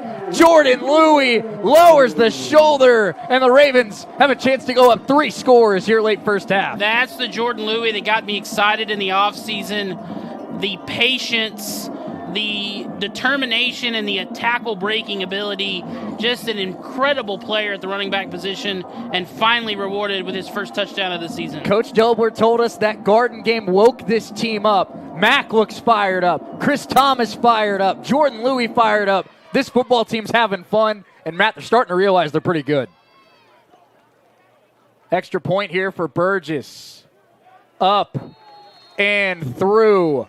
Jordan Louis, a 9-yard touchdown run. He goes 31 yards in 2 plays. Mac Armstrong adds a nice run as well. Got a late penalty flag. I don't know if this is going to be on Coffeyville or on Butler. Extra point. After the drive is After over. the play. Taunting, number 4, Coffeyville. That 15-yard Mac Armstrong penalty has is his assessed on second the kickoff. taunting penalty of the That's year. The first unsportsmanlike on number 4, Coffeyville.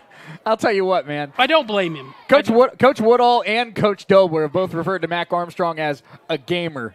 He's a competitor through and through. He is. That's the second time he's been called for that. The first funny. one came after the pick 6. And he took the picture. He took the picture of the defense, and then that one comes after the made extra point. But against your former team, up 17-0 in the first half, you're probably a little excited, maybe just a little too much. Brady Braun could have challenged if we had a little bit stricter officials last year. Brady Braun could have challenged for the school record for taunting penalties. Yeah, the thing about Brady is he never did it at the opposing team, and He's that's just where having fun. That's where you can get away with it. 17-0 Red Ravens. Mac Armstrong with a touchdown pass to Chris Thomas earlier in the quarter. And then it's the legs of Armstrong, and then Jordan Louis finishes the job.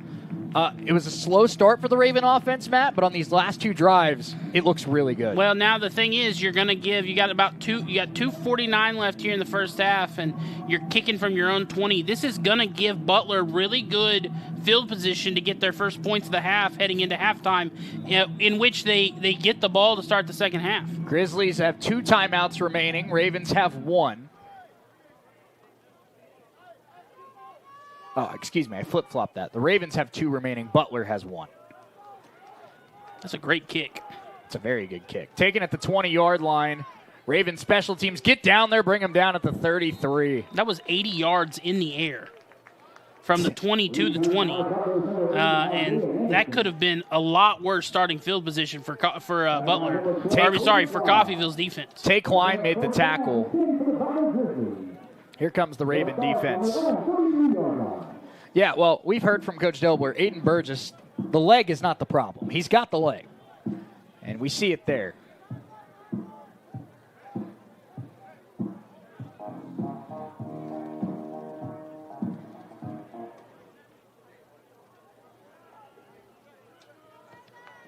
McNew, handoff to Bass. Bass breaks 1 tackle, now using a block, and that's a solid gain of 8 for Markellis Bass. Matt, he's as advertised. He's a star running back in this league, but when you're down 17-0 late first half, how much longer is he going to continue to be 80% of their offense? Well, in Coffeyville, you got to think of that last drive. He breaks a huge run, and you allow no points. I mean, you got to feel really good about that. The one time he got you, it didn't even get you that bad. 2nd down and 4. Bass handoff to the left side, and it's near the first down marker. Looks like he may have it. Again, Coffeyville's okay. You can hit us for 4 or 5, every so often, as long as you're not, hitting a bunch of those 30, 40-yard runs, and they're going to let you do that, have that, especially with only 2 minutes left. Fresh set of downs for the Butler Grizzlies at their own 44-yard line. Ravens 17, Butler nothing. 2 minutes to go first half. We're back in 60 seconds on US 98, the Red Ravens Sports Network.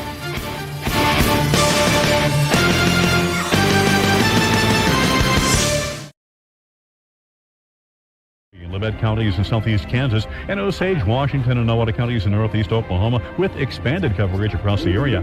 Tower space for cellular or two-way communications. Let's talk. Call Kevin Potter, 918-336-1001, or go online to bartlesvilleradio.com and click on Rent Tower Space under the Contact tab. Start your communications outreach today. A family member with a health issue doesn't mean they have to leave their home. Windsor Place at-home care can help them stay in the familiar and comfortable surroundings of their own home. Specializing in working with Medicaid patients, Windsor Place at-home care has supportive home care and all the resources to help make staying at home a reality. Find out more about what Windsor Place at-home care can do for you. Visit windsorplace.net.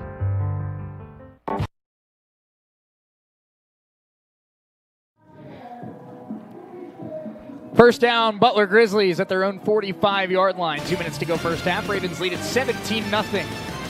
Here at Veterans Memorial Stadium, Shane Neal, Matt Jordan alongside with you. Saturday night football. In late September, a beautiful night here in Coffeyville. McNew takes the snap, hands it off to Marcellus Bass. Gain of about 3 yards there. Most of these teams in the Jayhawk Conference, Matt, kind of like Coffeyville do. They mix and match 2-3 different guys. Wayman Jordan, Marcellus Basses, those are rare. This guy is their guy. He does not come out of the game. 2nd and 7 at the 48-yard line. McNew back to throw. Looking right, underneath, and underthrown. Was it trapped? Was it caught? And I think they rule it a catch. Down to the 41. That's their top guy, Nolan Chambers. That's a nice catch. He had a drop earlier. Now we're going to look at it. It's an official's decision under 2 minutes. It was underthrown by McNew. If it's a catch, it's a great catch. And I think we are going to take a look at this. Previous play is under official's review to confirm the catch. I think that's the right call. I do know what they're reviewing this time. Yeah, we heard it this time. I knew anyway. Well, and anytime it's those curl routes, Matt, and we saw it out of McNew's arm, out of his hand, it was underthrown. It's going to be hard to tell from our angle if that was trapped or if it was caught. I wonder if we almost have like an end zone camera that we can zoom in on.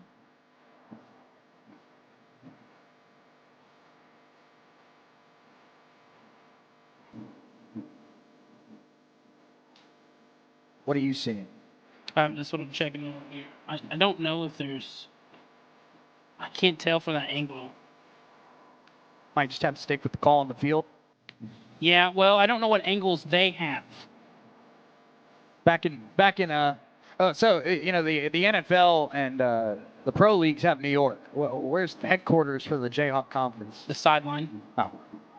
Blaine's tent? Yeah, Blaine's tent on the sideline. I know, it really is. That is New York. That is our New York. If it is close. If he caught this, it's a very good catch. It's a very good catch if he snags. There's just no angle from our side. Like you said, Nolan Chambers came in tonight. 7 more catches than anybody else on this Butler team. I mean, they have their guy in the backfield and they have their guy at wide receiver. It's no secret who Butler's top weapons are in this offense. We don't have any updates on the injury either, but we did see him walking around under its own pressure. Yeah, maybe it almost seemed like he's on the bench. Thank you. Great update there from our field reporter.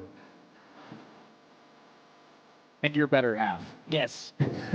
Much better half. Much better half. After review, the ruling on the field is upheld. Catch, first down, Butler. I just don't think they had the angle to really get a good look at it. Upheld, not confirmed, which means no indisputable evidence. So it goes down as a very nice catch by Nolan Chambers. It was a very good catch. I mean, I couldn't tell one way or the other, but I'm always willing to give, when a receiver that talented makes a play like that, I'm always willing to give him the benefit of the doubt. Right. First down, Grizzlies at the Raven 40. They go 3 wide receivers and a tight end here on first down. 1:19 to go first half. Ravens show some pressure. It's a handoff to Bass. He breaks one tackle. He's into open space. Damari Williams trips him up. but it's a 14-yard pop for Marcellus Bass. Damari was the only one standing in the way of a touchdown right there. That's why he's got an offer to West Virginia. Open field tackle. After today's performance, they need him. Shot to the end zone. Here it is, caught. And that's a Butler touchdown. What a throw by McNew. Pulled in for a Grizzlies score. It's DeColdest Crawford in the end zone. McNew could not have walked down there and placed that in his hands better than that throw right there. And that's a big touchdown for Butler to cut this to 10 or at least 11 right before half. Like you mentioned earlier, Butler gets the ball to start the second half. Extra point try here for the freshman kicker, Hunter Rio. On its way, and good. Tate McNew to DeColdest Crawford. Grizzlies on the board.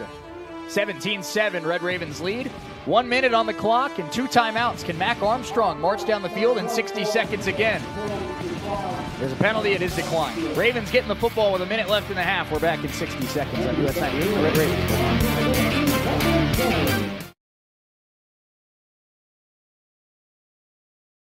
To advance at work, learning to earn a 2-year, or just want to expand your horizons, Coffeyville Community College can help. And CCC is flexible, offering a traditional college setting, fast 8-week classes, or even online classes.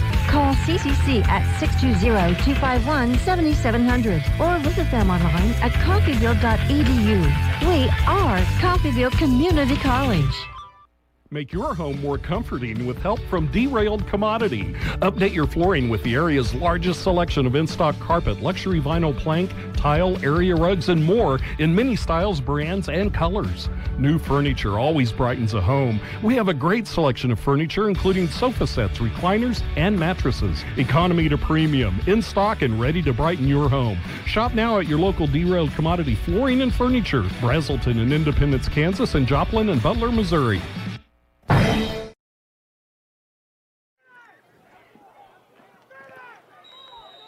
Wow. Ravens are going to get a blessing here on the kickoff. Butler was trying to do a low-line drive, and they kick it out of bounds. That's going to give the Ravens excellent field position with 58 seconds and 2 timeouts. And now you go from maybe being more conservative, Matt, to now with 2 timeouts in a minute. Coach Dobler is going to tell Mac Armstrong, go get points. What do you think here? The 20 for a comfortable field goal? 30 for a comfortable field goal? 30's a 47-yarder? I think they'd try it from the 30. I'd say comfortable would be the 20. 20, 25 maybe? Yeah. Is that what you're thinking? That's what I'm thinking. 25. I think you're going to try it inside the 40. I think you're going to feel comfortable. You're going to feel comfortable at the 25. You shocked to see on first down, Matt, it's Boast, Thomas, Johnson, Zalewski? No. That seems to be the main 4, doesn't it? Yeah. We'll see what they want to do here. They may try. I wouldn't be surprised if we get a run on first down and to see how good it is and then go from there. First down, Mac Armstrong and the Ravens at the 35-yard line. Boast in motion. And now the Ravens condense down the formation. I love this pre-snap motion. Too much time. Too much motion. Too much motion. Here's my question. This may be a dumb question for there are no dumb questions. The voice of a football team. Why were all 3 of those receivers able to go in motion at the same time? You're audibling to a different formation. Okay. Because I thought multiple men moving You're not at the same time sending them in motion. penalty. You're audibling to a different formation. Gotcha. So it's a little loophole. Yeah. Man, I'll tell you what. Ben McClung loves this. It's worked, too. It has worked. Boast in motion. Armstrong pulls it back. Looking to throw. It's caught. Anthony Johnson with a leaping grab. And a gain of about 14 yards on first down. Only Anthony Johnson makes that grab. Zalewski might have gotten it. Well, yeah. Out of the receivers, though, that's the guy that's going up to get it.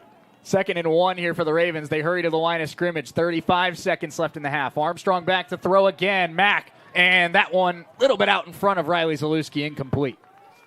Sure-handed Zalewski. Just couldn't come up with that one. Good defense, good coverage that time.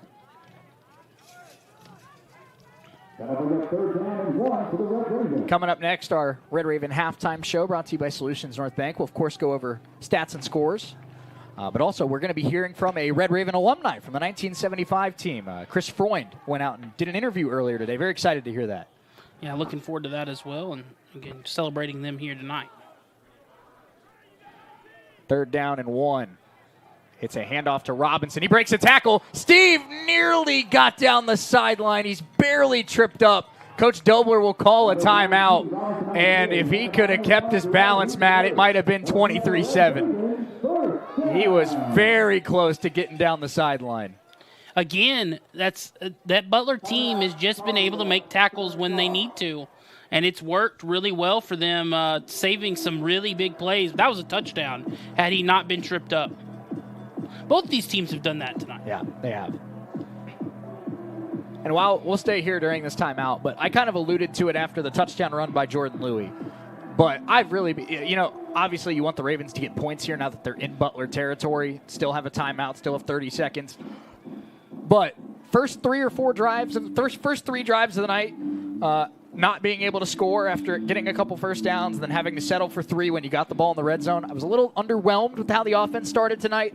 Last 3-4 drives, Matt, Raven offense looks like it's one of the best in the Jayhawk. Yeah, I'm not sure if it was just like you wanted to come out and be a little boring and see how a base offense just kind of could move the ball. And they moved it well. They just couldn't finish. And I think so many times of not being able to finish on Butler's side of the field said, okay, we're going to have to change things up a little bit. And just like that, 2 big touchdowns and a chance to get more points. I feel like if you get a field goal even here, you're going to feel really good about a 20-7 lead at the half.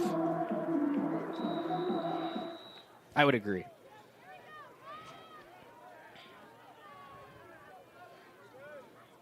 Mac Armstrong, first down Ravens. Back to throw. Armstrong pressured, steps up. Mac tries to get to the sideline. He does, and he ducks out of bounds after about a 6-yard run. Nice to see his former teammates, guide him safely. Yeah, so they There's still some love over there. They moved out of the way for him so he could, safely bring himself to a stop. There's still some love over there. They asked Coach Kyle Woodall on his pregame coaches interview this week his thoughts on Mac Armstrong, and he said, "I love Mac. Dude's a gamer. Dude's a competitor. I look forward to going up against him." So Butler still loves Mac Armstrong quite a bit. That's always good. Normally there's not a lot of love loss in this kind of situation.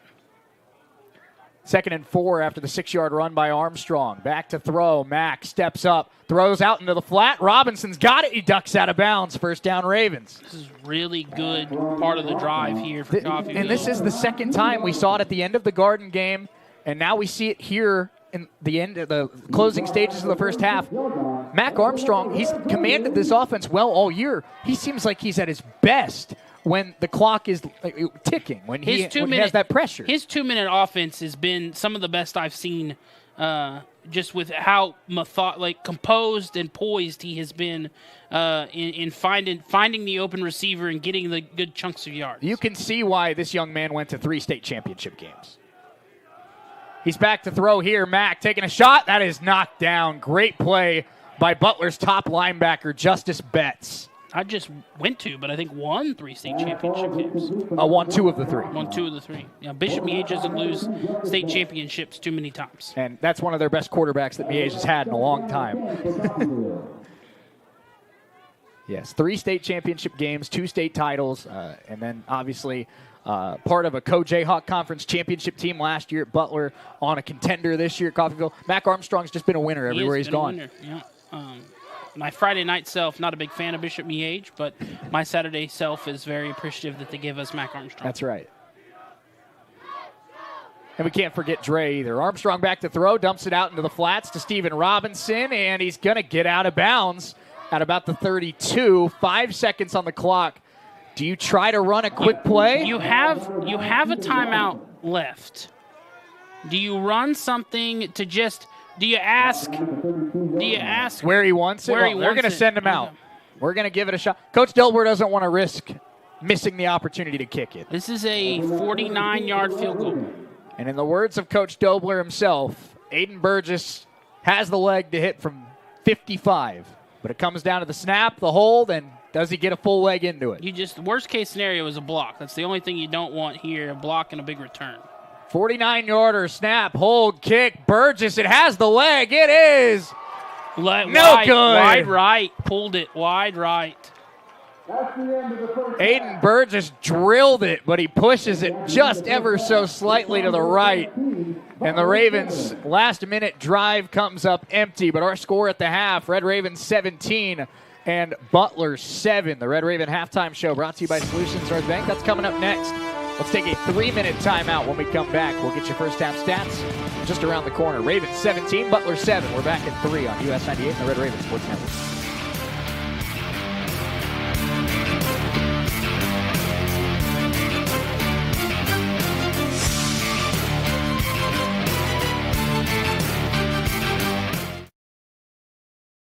Sales experience is helpful but not required. We'll train the right person. For more information or to apply, call 620-251-3800. That's 620-251-3800. Come grow with us at KGGF, KQQF, and KUSN Radio. Education is the foundation of our community's future.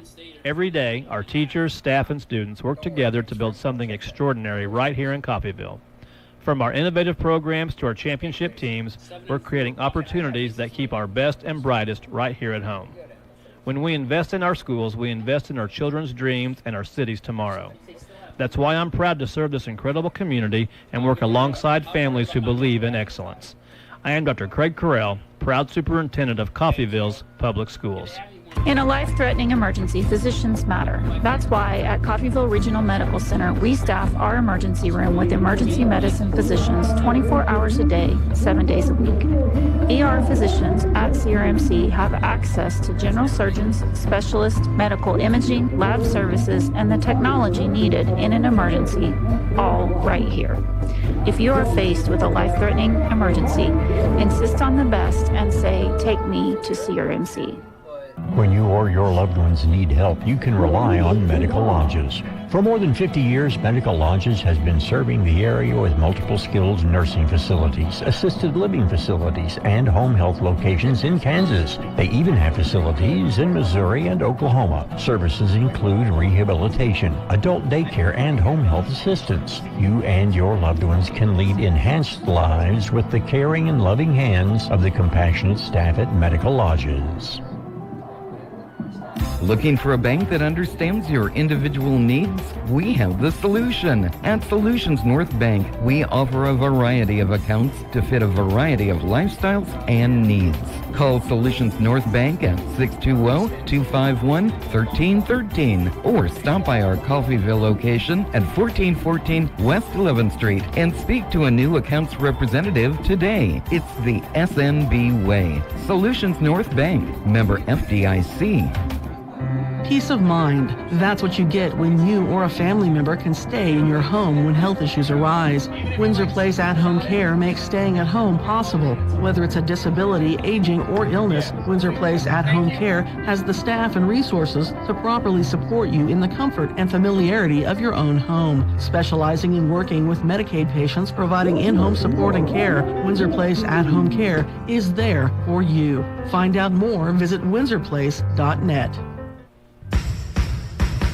Stay tuned. Second half action is coming up just around the corner. Now it's time for the Solutions North Bank Red Raven halftime show with a live look at first half stats, scores around the conference, and keys to the second half. Steven Robinson, house call, touchdown Ravens.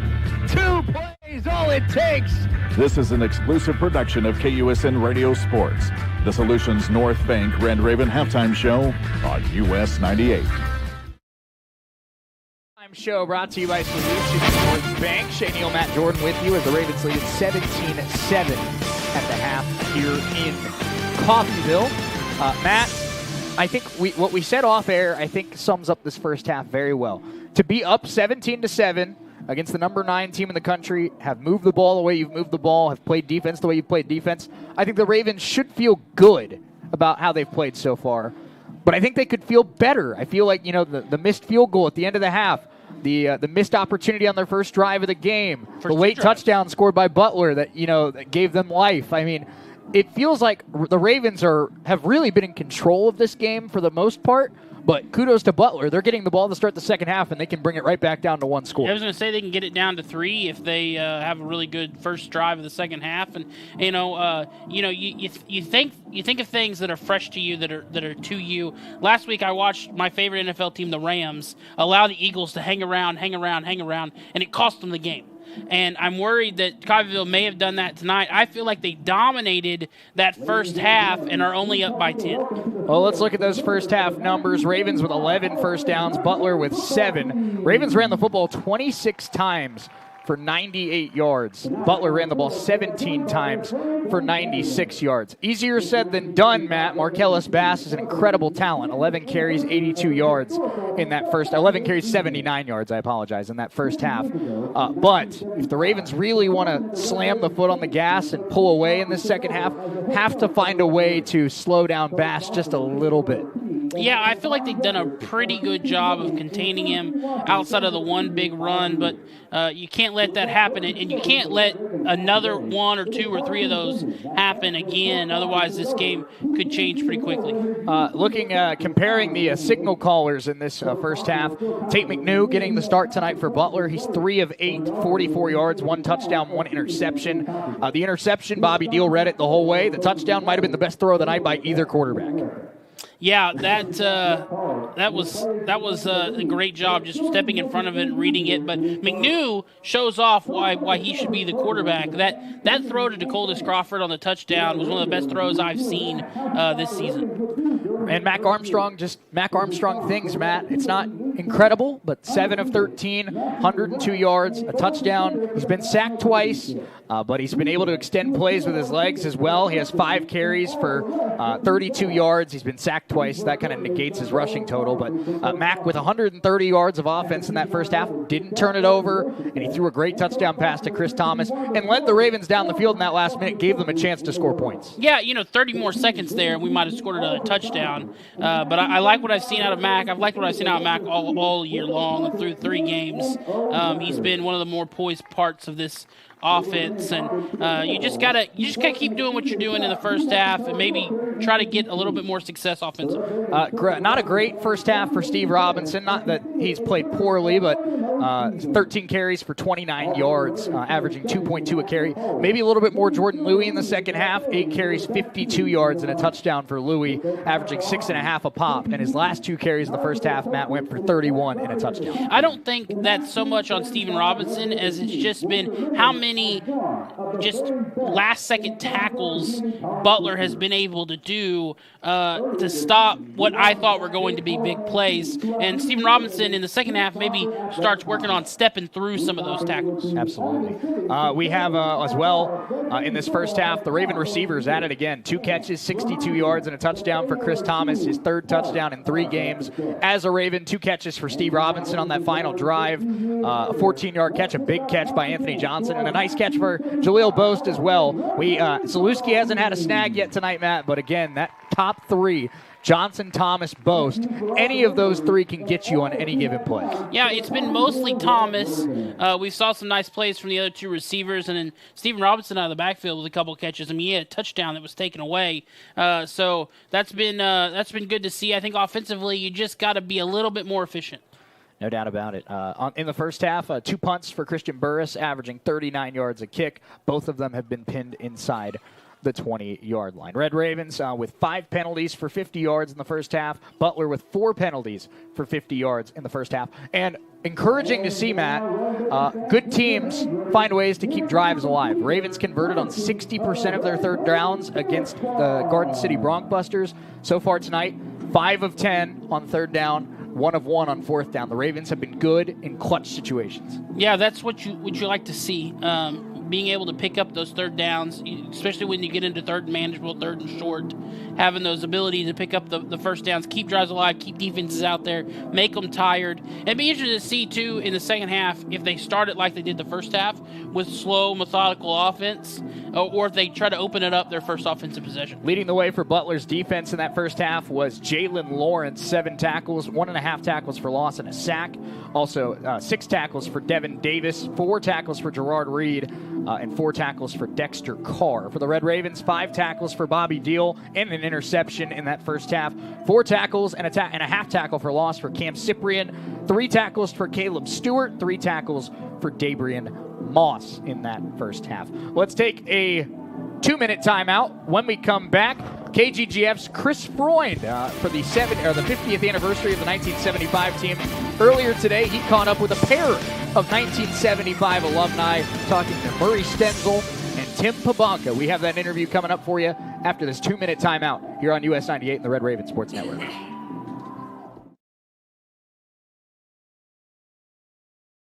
Your ability to advance.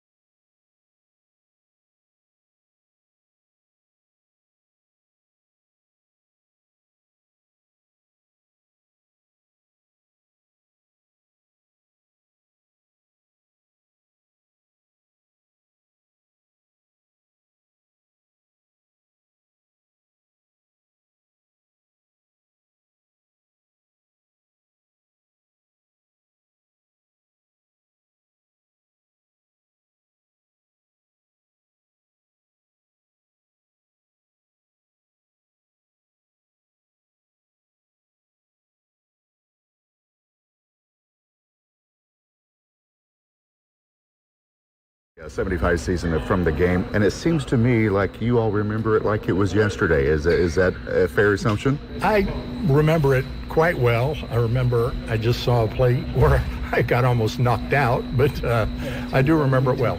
It was a lot of fun, and I remember all the guys and their numbers. I remember watching it. I remember certain plays, what's going on, and just it brings back a lot of memories that you never forget. It's awesome. So we're watching the video, and I'm kind of seeing you all reminisce, and I'm thinking to myself, my goodness, number 2 should have been number 1. True? I think we kind of got it's unanimous and down here got gypped. We were number 2 in both polls, and the other 2 teams were behind us in both. The ones that were behind us in both, so we thought we got it. And we were the only 11-0 team in the country. And led the nation in offense. Yeah, there you go. And scoring. So there's a few categories that kind of would cement that statement that should have been number 1 then. We think so. Oh, definitely. So how is it for you all being back? Well, what are your thoughts about the sports complex, the thoughts about being here tonight? This is an awesome facility compared to what we had. It definitely is. I mean, this is just, it's amazing. It's as good as any major college I've seen. Our lockers were chicken wire. Literally chicken wire. And we had to change clothes in the old Memorial Hall and go shower 2 stories below us at the other end of the building and walk naked past a bunch of windows. It was caveman football. It was. And yet I have a feeling that you would say it is some of the best times of your life, isn't it? Without a doubt. No kidding. Awesome. So, final question here. Your 75 team. How do you think they do against today's teams and vice versa? I think we do very well. The coaching and the athletes we had, I think we do well. Someone once told me one time that the older you get, the better you get. So I'm pretty sure we would be on par. Anything that you're really looking forward to at halftime tonight? Just want to see some good football and some old friends. See some old friends. Yeah. Can't wait. I know it's happening as we speak during halftime, but I appreciate you guys taking some time to talk with me before the game starts tonight. You're welcome. My pleasure. Thank you. And it was a joy to be able to talk to Tim Pabonka and Murray Stencil here on the Red Raven Halftime Show, brought to you by Solutions North Bank. We'll be back with more with Shane Neal and Matt Jordan in a couple minutes here on US 98 and the Red Raven Sports Network. Does your business need radio communications facilities? KCD Towers has tower space available. They can meet your needs in Chautauqua, Montgomery, and Labette counties in southeast Kansas, and Osage, Washington, and Nowata counties in northeast Oklahoma, with expanded coverage across the area. Tower space for cellular or two-way communications? Let's talk. Call Kevin Potter, 918-336-1001, or go online to bartlesvilleradio.com and click on Rent Tower Space under the Contact tab. Start your communications outreach today. When you choose Coffeyville Regional Medical Center, our dedicated team of surgeons, anesthesia, nurses, and other medical professionals are focused on you and your health. Our board-certified general surgeons provide expert surgical care close to home. From a routine colonoscopy to a life-saving mastectomy, the general surgeons at CRMC are equipped to handle many types of surgical procedures. For more information, call CRMC Medical Group at 620-252-1639. When you or your loved ones need help, you can rely on Medical Lodges. For more than 50 years, Medical Lodges has been serving the area with multiple skilled nursing facilities, assisted living facilities, and home health locations in Kansas. They even have facilities in Missouri and Oklahoma. Services include rehabilitation, adult daycare, and home health assistance. You and your loved ones can lead enhanced lives with the caring and loving hands of the compassionate staff at Medical Lodges.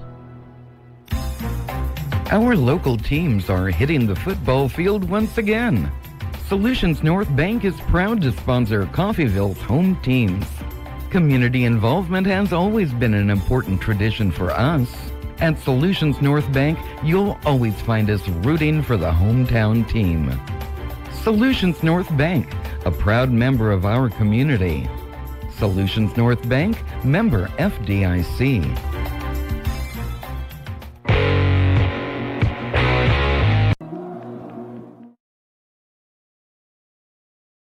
17-7 Red Ravens at halftime here in Veterans Memorial Stadium. Shane Neal, Matt Jordan alongside with you. Big thanks to KGGF's Chris Freund getting that interview with Murray Stencil and Tim Pabonka of the 1975 Red Raven 11-0 team. I almost said championship team, but they're a championship team to us, Matt. Undefeated team. Undefeated team, one of the greatest teams to ever play at this school. And a great interview for Chris. And we appreciate him. He went to the Dick Foster complex a little bit earlier today, got that interview, went back, edited it, put it in for us. So he worked on a Saturday when he didn't have to work on a Saturday to make tonight's broadcast better, and we do appreciate that. Yes, we do. 17-7 Ravens lead. Second half just a couple moments away. Matt, what do the Ravens need to do? Because I think, like we talked about, the Ravens are in a good spot, but it feels like they could be in a great spot if a few things went differently in that first half. What do they need to do to keep the foot on the gas and don't let Butler start to get some momentum and get back in this thing? I think be more efficient on offense, and on defense, keep controlling the run game and let Butler beat themselves like they did early on in that first half.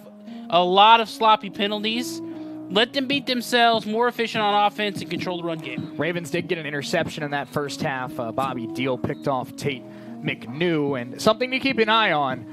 The Grizzlies do have on the season, Matt, now 5 touchdown passes on the year. So they match Mac Armstrong's production in terms of touchdowns, but they now also have 4 interceptions thrown this year as a team here in their 4th game of the year. So they have had some giveaways in the passing game Could the Ravens, with the Grizzlies down 2 scores here in the second half, maybe get another INT? Well, it's a ball-hawking Coffeyville defense. They love forcing turnovers, so kind of, it's a team that turns the ball over versus a team that loves to force turnovers. So we'll see if they can step up with another big one. It's a defense that also loves to score as well. Oh, they love to score. There's no doubt about that. Both teams heading back to their respective sidelines. It'll be Butler football. We're back in 60 seconds with the third quarter on US 98 and the Red Ravens Sports Network.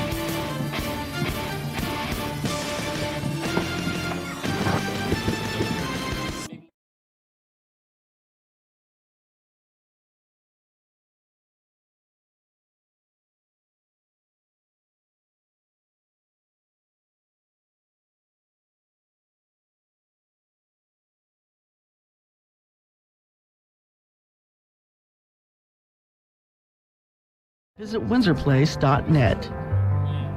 Helping you move forward. That's what Coffeyville Community College does. Whether you want to increase your ability to advance at work, learning to earn a 2-year, or just want to expand your horizons, Coffeyville Community College can help. And CCC is flexible, offering a traditional college setting, fast 8-week classes, or even online classes. Call CCC at 620-251-7700 or visit them online at coffeyville.edu. We are Coffeyville Community College.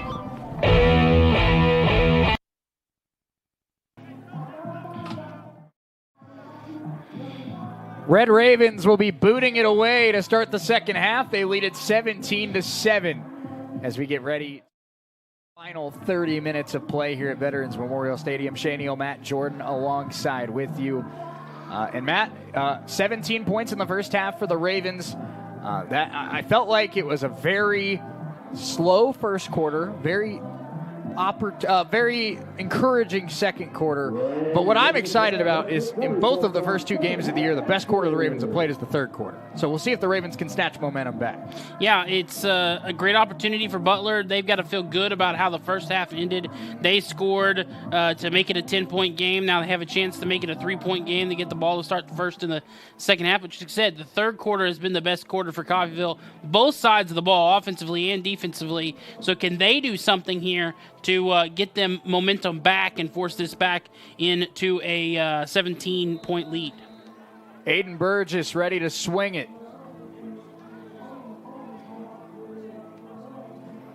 Second half underway as the Ravens send it into the Coffeyville night. This one taken at the 2. Returnable for Butler. Gets one block. He's across the 15, and he is wrapped up. Big hit by the Ravens special teams.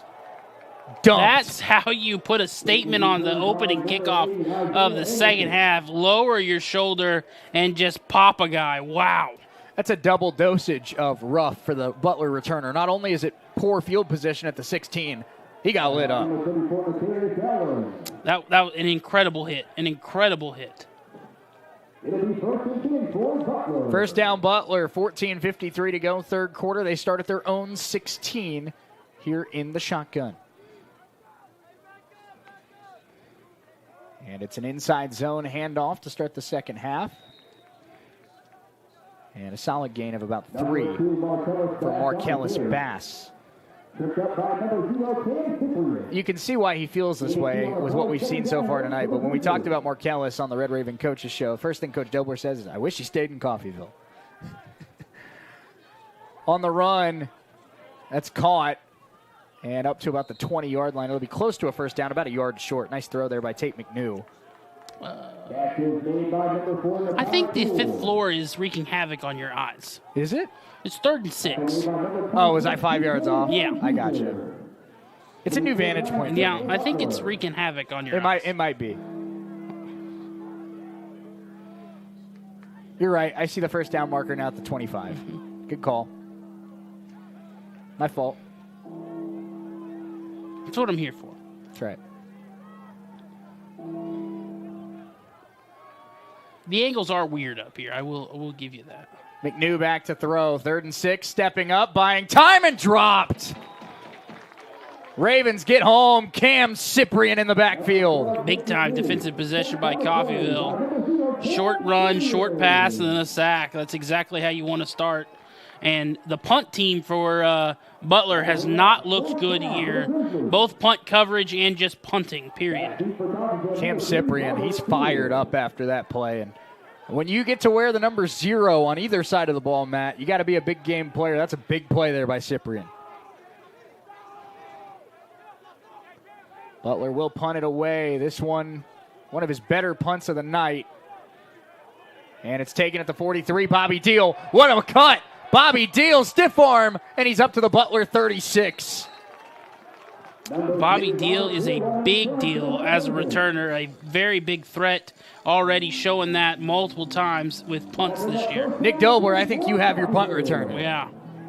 You know, struggled with that week 1. We had the fumbled punt that didn't get us, but you never like those. And now you got a guy that has had some, the third, fourth massive return for him? Yeah.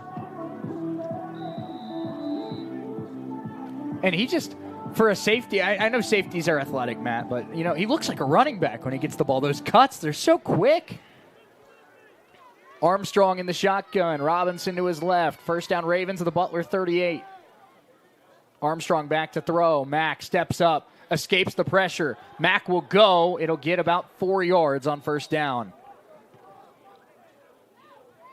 Nice job turning nothing into something there for the Raven quarterback.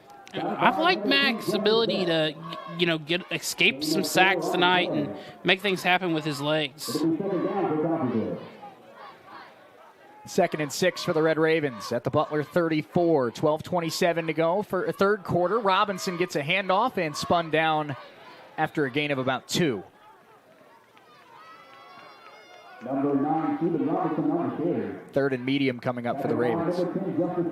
Justice Betts with another tackle. He's a rising star, redshirt freshman out of Kansas City, and he's walked in. Didn't play a ton last year, Matt. He redshirted, came in, and now he leads the Jayhawk in tackles. He's a plug-and-play star for the Butler defense. That's the thing about JUCO, man. You go from redshirting to being an absolute stud in an instant. Butler's got a pretty good reputation of having good mics as well. Armstrong, it's a keeper on an option play. He's fighting forward. He did not get the first down. It'll be 4th and about 3, and we'll see what Nick Dobler decides to do. I think you go for this. I agree with you. And this is kind of no man's land. We just saw a missed field goal from this same exact spot to end the first half, and now your defense is playing pretty well. It's 4th and 3. And I think Nick Dobler and Ben McClung agree with you. Mac Armstrong stays out there for the Red Ravens. 4th and 3 from the Butler 31. They need to get to the 28. And that was a speed option, too, on that last play. Something you don't see a lot anymore. Armstrong back to throw. Ravens will look to pass. Now Mac steps up, pulls it down, and I think he got it. He did get it. Plenty. Looks like he just got it. I thought he got it by a yard or 2, but he just got it. Had to make one guy miss. He did. He's made a couple big throws tonight, Matt, but really I've been impressed with his legs. That's the thing. Like I said it in the first half. It just, when you have a guy that can do that, it's just an added level of threat to a defense. Because now you have to spy someone, and if you spy someone, that's one less person that's bringing pressure or one less person in coverage. Ravens are burning plenty of clock here on this drive. Under 10.5 to go, third quarter. First down Coffeyville at the 27 of Butler. Back to throw. Armstrong taking a shot on the outside. It is caught! Touchdown, Ravens! Chris Thomas, you are ridiculous! You want to talk about ridiculous. How about that throw by Mac Armstrong? Led him right to the corner of the end zone and just laid one in there where only Chris Thomas was going to get it. I said that throw by McNew at the end of the first half was the best thing I'd seen all year. That's the best throw I've seen all year. What a play, Mac Armstrong and Chris Thomas. Derek Sally has 8 touchdowns. That leads the Jayhawk Conference. Chris Thomas halfway there. That's his 4th. Extra point from Burgess. Up and good. Mac Armstrong's 2nd touchdown pass of the night. Raven fans, you're getting to know the name Chris Thomas. He's got another one. 24-7 Coffeyville. There's a new star receiver in the Jayhawk. We're back in 60 seconds on US 98 and the Red Raven Sports Network.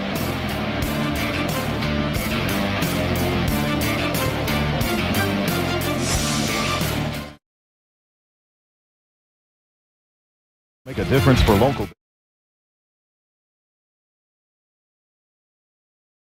Train the right person.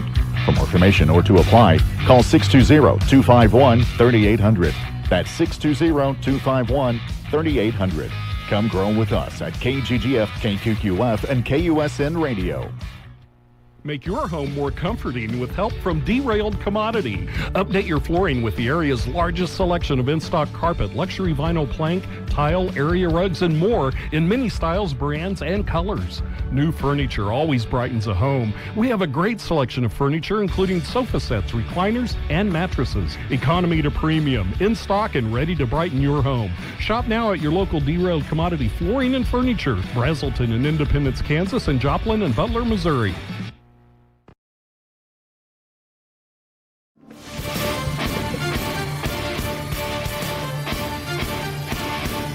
Welcome back to the Chris Thomas Show on US 98. I'm Shane Neal, Matt Jordan alongside with me. Butler takes the kick at their own 2-yard line out across the 15 and tripped up at about the 22. One of the better returns of the night for the Butler return team, and that tells you how good the Raven special teams has been. Going back to that touchdown, we looked at it again during the break. I mean, Matt, that's a picture-perfect fade pattern that a lot of teams run in the red zone from 40 yards out. I went back and I watched the replay another like 4 or 5 times. That's just a because remarkable throw. You can't get much better. Threw it, led him right to the end zone, and only Chris Thomas was going to be able to make a play on it. Just an absolute beautiful throw by Mac Armstrong. Chris Thomas getting a lot of love on that Ravens sideline, deservedly so. Handoff here on first down. Bass with a couple cuts. He's in open space. Marcellus Bass. Williams able to run him down and slow him up where the Ravens can drag him down. But another big run for Marcellus Bass into Red Raven territory. Props to this defense. That's twice now that they've given up the big run, but they don't give up on the play. There was 3 Red Ravens that hustled down the field to keep that from being a even bigger play. Butler now at the Raven 47, first down. McNew right back to the ground. And that's about an 8-yard carry. That's the backup to Bass that you don't see a ton in Jeremiah Singleton on the handoff there. Freshman out of Charleston, South Carolina.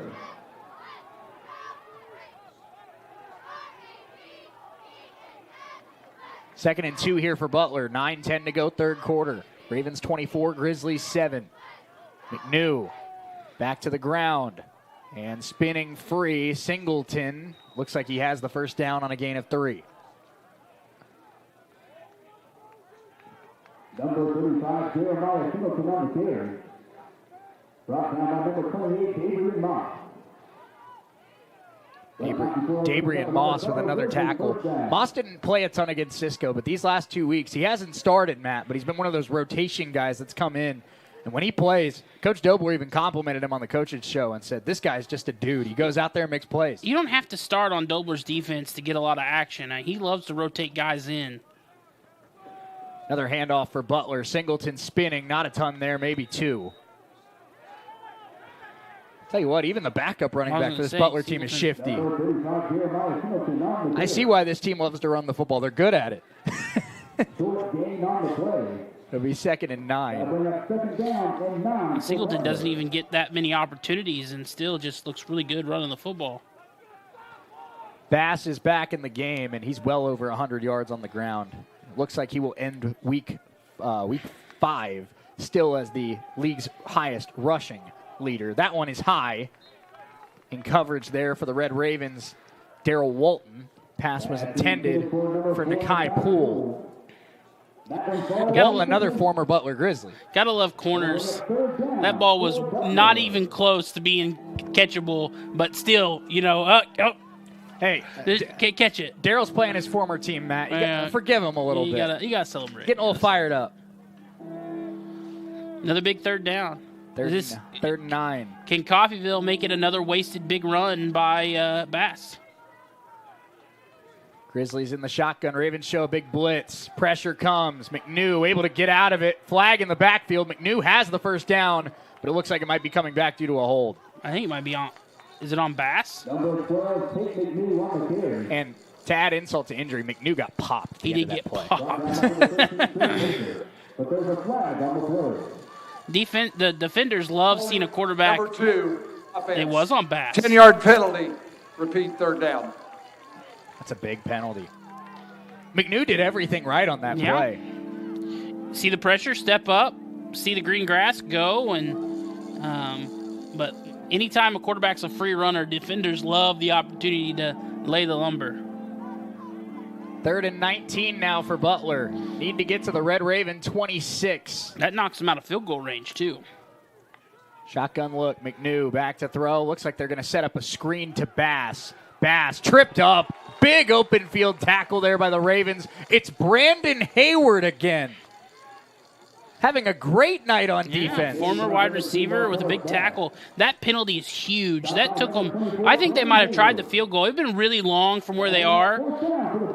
But I think they would have tried the field goal. But McNew, I mean, did he pick up the first down? I didn't see where it's, so that was really big for them. I didn't see where he got because I was looking back at the flag, and now they have to punt, though. Butler will punt. We go inside of 7 minutes to go, third quarter. This one away, and fair caught by Bobby Deal at about the 10-yard line. That's a good punt. We got more guys getting tangled up. Again, tangled up, and the Butler player goes after a Coffeyville player, but then kind of goes, oh, hey, there's an official there, and pulled himself back. And the Ravens loving the Red Raven that was in on that. They're giving him some love down there. 6:52 to go, third quarter. That punt play, I don't know why this kind of triggered my memory, but we didn't get a chance to talk about it during the Garden game. What a play call by Nick Dobler. 4th and 15 in his own territory. Snaps the ball to a defensive tackle. Picks up the first down. It completely changed momentum in that second quarter. And I talked to Coach about it. I was like, I was surprised. I wasn't surprised that you went for it necessarily. I was surprised at who you gave it to. But the more you think about it, might have been the greatest fake punt ever. Nobody in the stadium thought the defensive tackle was getting the ball. It's sometimes those plays are the exact thing you need to kind of wake up your team. How about a fake punt in the second game of the season? On your own side of the field. Handoff Jordan Louie. And a couple broken tackles. Jordan turns it into a 5-yard run. Handoff goes to number 5, Jordan Louie. I love the way Jordan Louie runs the football. I can't talk about it enough. Just how patient and methodical he is. It's just fun to watch. Another handoff to Louie. And again, he finds a hole. He's going to have the first down on a gain of 8. And Steve Robinson, Matt, is a very important part of this football team. And the Ravens are going to need him to win games and hopefully win a conference championship this year. But the more you see of Jordan Louie, the more you see a potential future RB1 for the Red Ravens. Yeah, absolutely. And him and Steven Robinson, they just do things so differently. I've dubbed them the tortoise and the hare, just because everything Steven Robinson done is fast, it's quick, and everything Jordan Louie does, it's just methodical and slow, and they're just very different in how they play the game. Armstrong back to throw, taking a shot for Thomas. It is off his fingertips. In coverage on the play was Braxton Urquhart. That was a catchable ball. It was a tough catch, but I think Chris Thomas would tell you he probably thinks he should have had it. Yeah, and Shay, while we wait for this second down play, let's take a 10-second break for station identification here. Good call. He texted me too.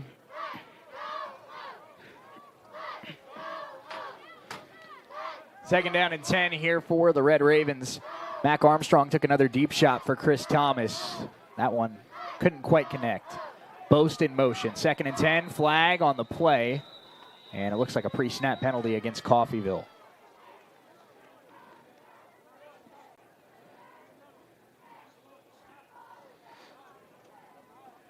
Prior to the snap, false start, number 19, offense. Are we on Zalewski? 5-yard penalty, second down.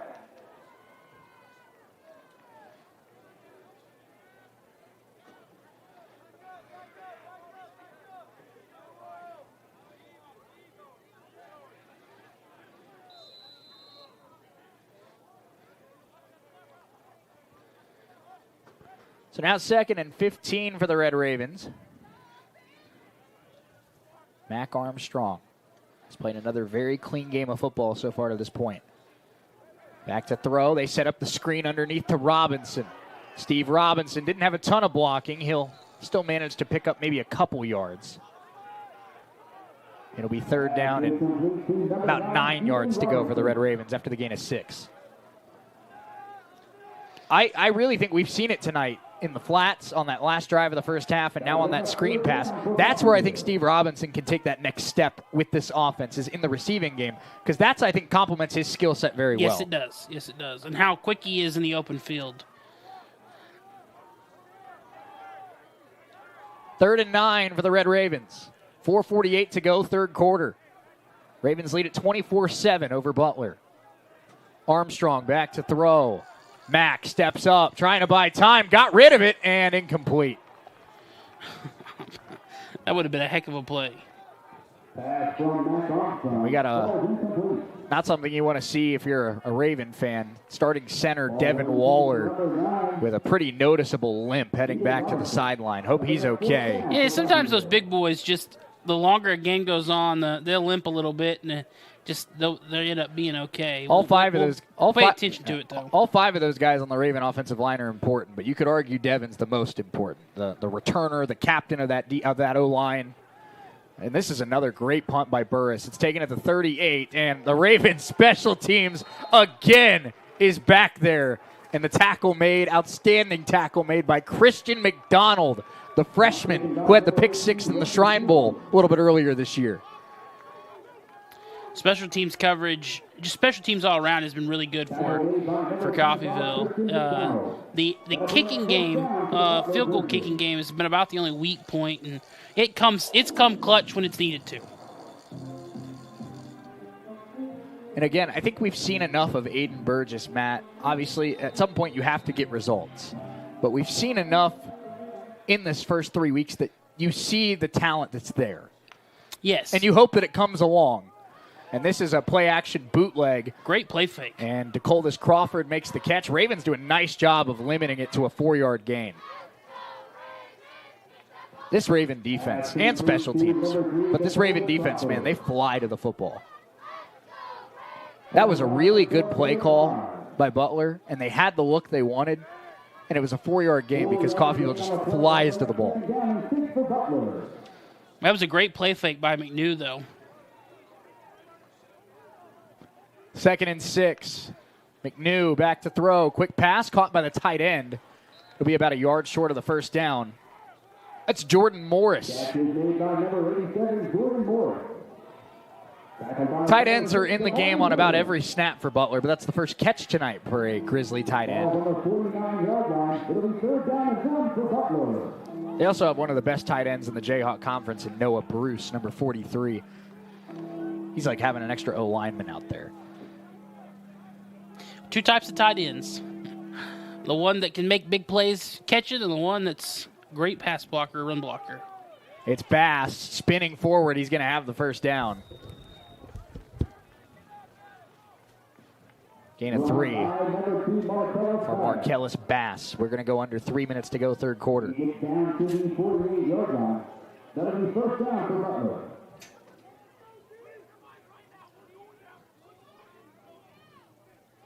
The Grizzlies are driving now into Red Raven territory, but down 3 scores with 2:40 to go in this 3rd quarter.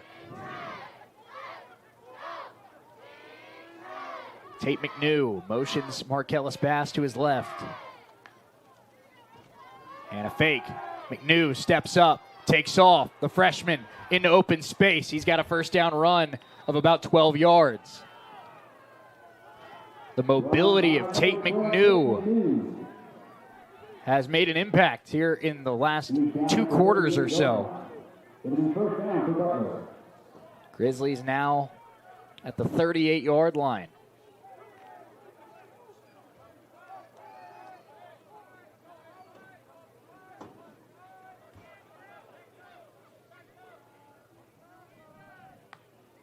McNew back to throw, stepping up, throws up deep. That is caught, and it came out late, but a flag on the play. In coverage was Brandon Hayward. And this looks like it'll be pass interference against the Red Ravens. Pass ball against the team, but there's a flag on the play. Pass interference, number 24, defense.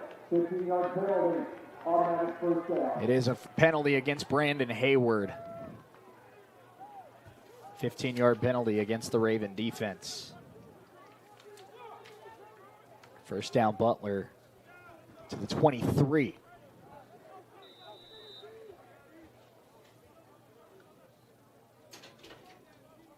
So after the pass interference penalty, the Grizzlies with a fresh set of downs inside the 25, and they go back to Bass. He breaks a tackle, tries to get outside, and he's tackled at the 11-yard line. That's a very rare vision mistake by Marcellus Bass. I think if he stays in that inside lane, it's a touchdown, but he tried to cut outside. And there's an injured Butler Grizzly on the play. But he tries to cut outside, and the block kind of followed him outside, and he couldn't get around it. But I think if he stayed in, it's probably a touchdown. So a rare kind of missed vision opportunity there for Marcellus Bass. I think that's been like, if I had to make a complaint about him, that's been the thing. He cut in the wrong way when he's got a big breakaway play like that. I mean, if you look, he's been caught on all three of his big runs tonight, and those have all ended in punts for Butler. And so he's just had that, just not the ability to finish a big play. At least tonight. First down, Grizzlies. First and goal at the 10-yard line. Clock begins to wind. Inside of 90 seconds to go, third quarter. Freshman quarterback Tate McNew out of Wichita. Handoff Singleton. And he's going to bounce outside. He's tackled at about the 2-yard line. Was that Bass that was the injured Grizzly? I want to say it was the receiver blocking for him, but I'm not positive. I didn't see the number, and then I see Singleton come in, so looks like Bass is back out there. It didn't look like Bass to me, so yeah. Under a minute to go, third quarter, second down and goal inside the 2-yard line for the Butler Grizzlies. And they go to Bass. Bass trying to get in the end zone. Ravens will stand him up. Might have lost a yard. Can the Red Raven defense hold here? Hey, the Ravens last year had a couple pretty big goal line stands throughout the course of the season. Does the 2025 defense have a goal line stand in them, Matt? I think they might. Third and goal for Butler. Do you trust Bass the whole way here? I'd give it to him at least one more time. You try to pull out a read option here with the way that McNew's running the football. Third and goal. And it's a bad snap. And it's going to be a big loss. McNew couldn't handle the snap, and by the time he pulled it in, the Ravens were in the backfield. It's a loss of 7 and a nightmare play for Butler to end the third quarter. Now I got to wonder if they go field goal here instead of trying to get the touchdown. The Red Ravens are taking a 3-score lead to the final frame. Coffeyville feeling good. Can they put it away? Fourth quarter starts in 60 seconds on US 98 and the Red Ravens Sports Network.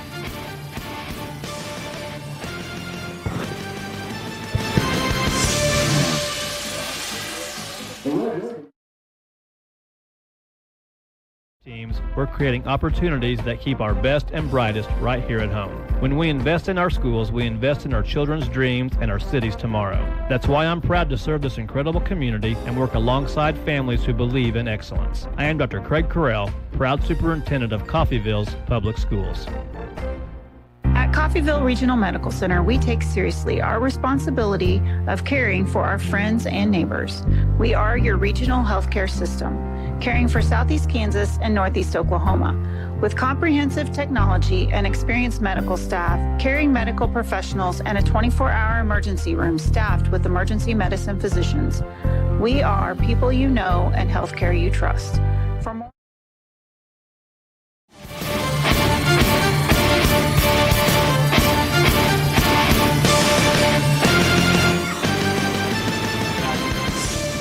(24-7) Red Ravens lead it as we start the fourth quarter. It'll be fourth down and goal for Butler from the 8-yard line. They had a third and goal. They had second and goal at the 1, and then after Bass was stood up, A bobbled snap by the freshman quarterback, and by the time he had secured the football, the Ravens were in the backfield. And you wondered, Matt, what do they do here? Do they kick the field goal? And that's exactly what Kyle Woodall is doing here to start the fourth quarter. Yeah, I think had they not had that big loss, they would have gone for it. But the big sack forces the field goal try. This is to get it back down to a 2-score game. Snap is high, and it's not handled. Picked up by the kicker, thrown, and knocked down. And Butler's going to walk away with nothing. Wow, unfortunate for the Grizzlies. That went from a really good drive to just a comedy of errors right there the last few plays.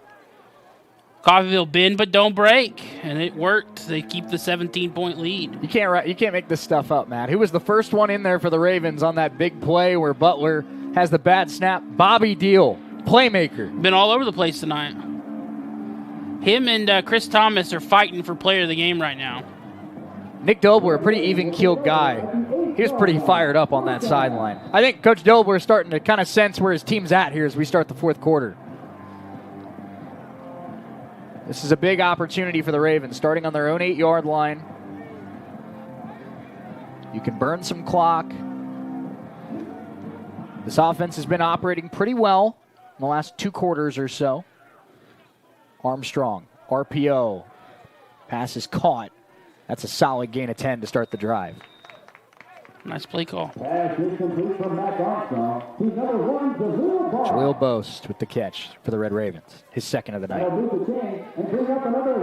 Just reminding you that one of the best returning wide receivers in the Jayhawks still plays for this football team. Yeah, he's been overshadowed a little bit this season, but he's still out there. First down Ravens at their own 18-yard line. Fourth quarter just underway. Armstrong hands it off to Robinson. Robinson gets about a 2-yard gain before he's tripped up.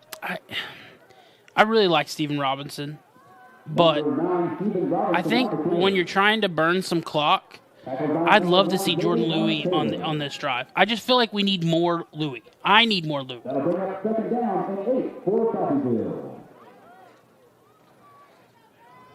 And it's a tough situation I think this coaching staff finds themselves in. Steven was the starter for most of last year. He's the returner.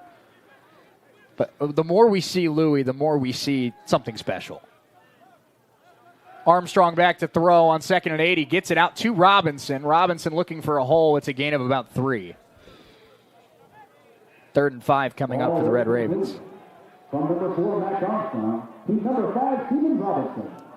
I really think that's the next evolution for Steve Robinson, is being that pass-catching running back.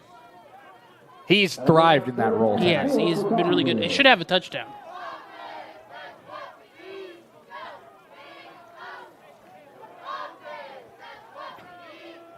As good as Jordan Louis is running the football, I don't think he would be as good of a pass catcher as Steve Robinson. No, I haven't seen it from him. Saw it in high school, but anyone can catch a backfield in high school. Trey Beasley was in motion, handoff Robinson, and he's going to be short of the first down by about 2 yards. The runner by number 9, Steven Robinson. We got a Raven a little shaken up on the play. Official timeout for an injured offensive player. That's the left tackle, Dante Devine. Good news for the Ravens is that looks like it might just be a bit of cramping. That's a very important player. He did not play against Cisco. Offensive line struggled without him. Ever since he's been back in the lineup at left tackle, Matt, this O-line has been significantly better. Yeah, Shay, that was a big part of the lack of protection in that first game, and it does look like. I mean, he's got his own player out there trying to stretch out his legs, so it may just be cramping. 12:45 to go, 4th down and about 1.5 yards here for the Red Ravens. How aggressive are you here if you're Nick Dobler? You're up 3 scores. But if I'm Nick Dobler, I go for this. I'm almost thinking because but I don't the think way he's your going, defense is playing. I don't think he's going to. No, I don't either. I'd think about it.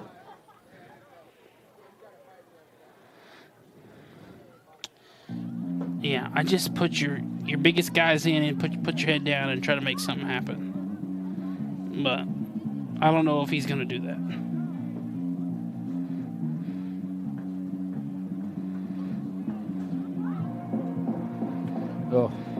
was starting to worry me that the Reds game hadn't gone final yet. I had to check for myself.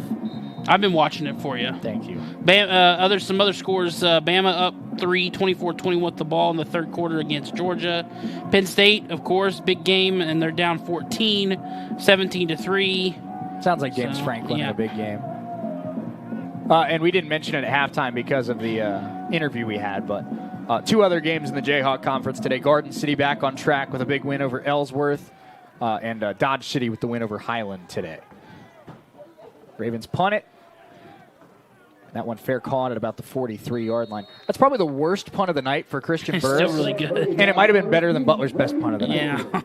Yeah. Butler running out of time, down 17. Let's see what they can do here. And the Coffeyville defense would love a turnover, really put the nail in the coffin here.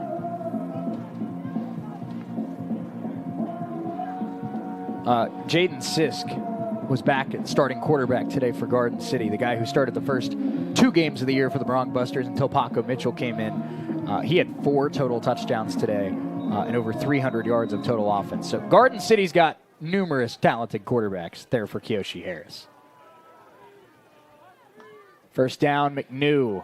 Screen pass to Coldest Crawford with the catch, and he's out of bounds after a gain of about 3. Not much there for Butler. I think, obviously, Nolan Chambers has been your guy to start the year, Matt. But heading into tonight, DeColdest Crawford on the season only had, I beg your pardon, he was dealing with a bit of an injury, so he hadn't appeared in a game until tonight. But this does look like McNew as he goes underneath, and that one dropped. A couple key drops for them. That was the tight end that time. But, yeah, I mean, Crawford was a... He looks like that number 2 receiver. He may emerge as a number 1 by the end of the year. There's a reason he was at 2 Division I schools. He's a 4-star recruit. He's very talented, and going forward for Butler, the more he plays, I think the more they're really going to utilize him. And it seems like, and no disrespect to Dylan Dunn, I think he's played well in his time on the field this year for Butler. But you see Tate McNew, and you're excited. You feel like this could maybe be the guy for Butler. And a low snap. As I say that, it's kicked by the offensive lineman. It's free. Ravens will scoop it, and they will waltz into the end zone. Touchdown, Ravens. Jack Lanning recovers the fumble and scores a touchdown. And there is what I believe will be the nail in the coffin. That was a huge mistake and a huge just gift to the Coffeyville defense from the Butler offense, and just about as easy as you're going to get touchdown for the Red Ravens. And a brutal announcer's jinx for Tate McNew. I was trying to talk about... That's not even his fault, though. No, I know. It's not. But I was trying to say how I was impressed with how he was playing, and then immediately defensive touchdown. I apologize. Aiden Burgess on for the extra point. That's the second defensive touchdown of the year already for the Red Raven defense. Burgess's extra point, that is a bullet, and he puts it through. That one's going to end up hitting the base of the scoreboard. 31-7. Cap and Jack. Jack Lanning into the end zone. Ravens up big here at home. We're back in 60 seconds on US 98 and the Red Raven Sports Network.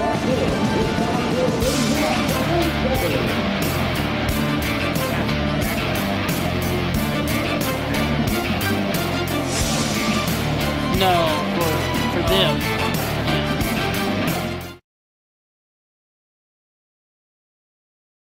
Mostly clear with lows in the upper 50s. As we look ahead to your work week, we're going to be in the low to mid 80s for much of the work week with plenty of sunshine, not a whole lot of rain in the forecast. Once again, mid 80s this weekend should be a nice one. With a look at your weather, I'm Shay Neal.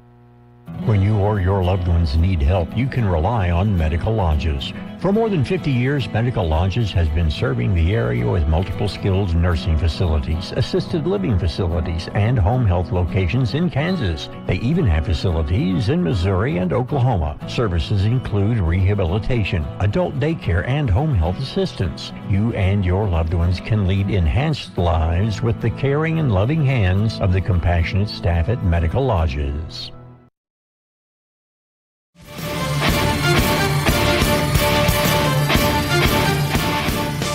Second defensive touchdown of the season for Coffeyville. Jack Lanning, the scoop and score. Aiden Burgess ready to send it away. 31-7, Red Ravens our score. Another nice kick by Burgess. This one taken at the 7, and the Ravens tackle him at about the 32. That's the best return of the night for Butler. Number 80, Isaiah Anderson on the return. That's He stopped by number 15, Gage Meek. It'll be first down for Butler. first down coming up here for Butler.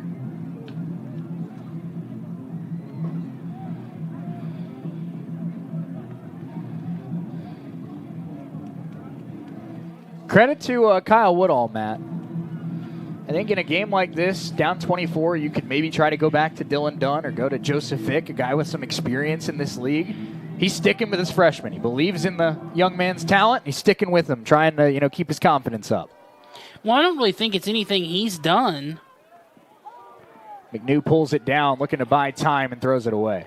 I like what I've seen out of McNew. He's made some really good throws, drops by his receivers, just timely tackles by Coffeyville's defense, and then bad snaps by his center is not really his fault either. I don't really there's not anything I can point at.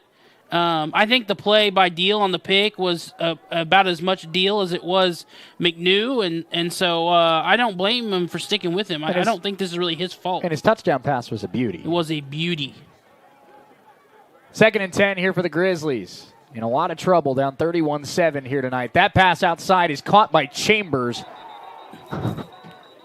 That's a good. And and it was they're gonna knocked say out he late. dropped it. Yeah. Again, that's Walker, a first down. Chad Walker in coverage, and Seatbelt Nation, they're up big time. You see the strap there from Chad Walker. It's an exclusive club to get into, Matt. Seatbelt Nation. Seatbelt Nation. LJ Hall, Kyler Christmas, Jaden Shepard. There's a lot of big names that have been a part of Seatbelt Nation. Forget the Legion of Boom. Chad Walker on Nolan Chambers here for this key 3rd down and 10. McNew takes the snap, back to throw. Blitz from the Ravens. Cornerback blitz. McNew throw on the run. That's incomplete. And a flag in the backfield. Is this a hold or is this roughing the passer? I think it might be roughing the passer. If you listen to just the Coffeyville assistants that are in the room next to They're us, not happy. You would not think this was 31-7. Defense, 15-yard penalty, first down. That's going to be a roughing the passer against Ellis Johnson, the freshman corner. He was sent on the cornerback blitz. He nearly got home, Matt, and he was so excited, I think, that he was about to get a sack that he picks up the roughing the passer. Yeah, you just kind of got to know when to let a play go, especially in this situation. But you're not lying. I mean, I'll tell you what, these coaches in the box next to us, they want perfection. They do. McNew back to throw. Underneath route is caught and very quickly wrestled down by the Ravens. Jack Lanning in there as well as He's brought down by number 6, Damari Williams. Damari Williams in there as well. And Damari lost his helmet on the play.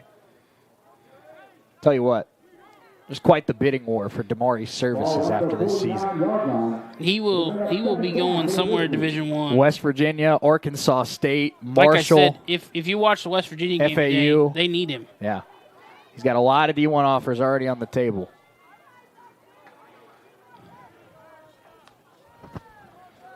McNew back to throw. Rolling right. Throw is caught. That's a first down.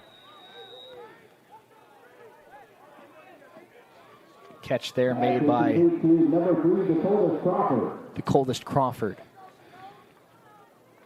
They'll be down at the Red Raven 42-yard line. It'll be first down for Butler.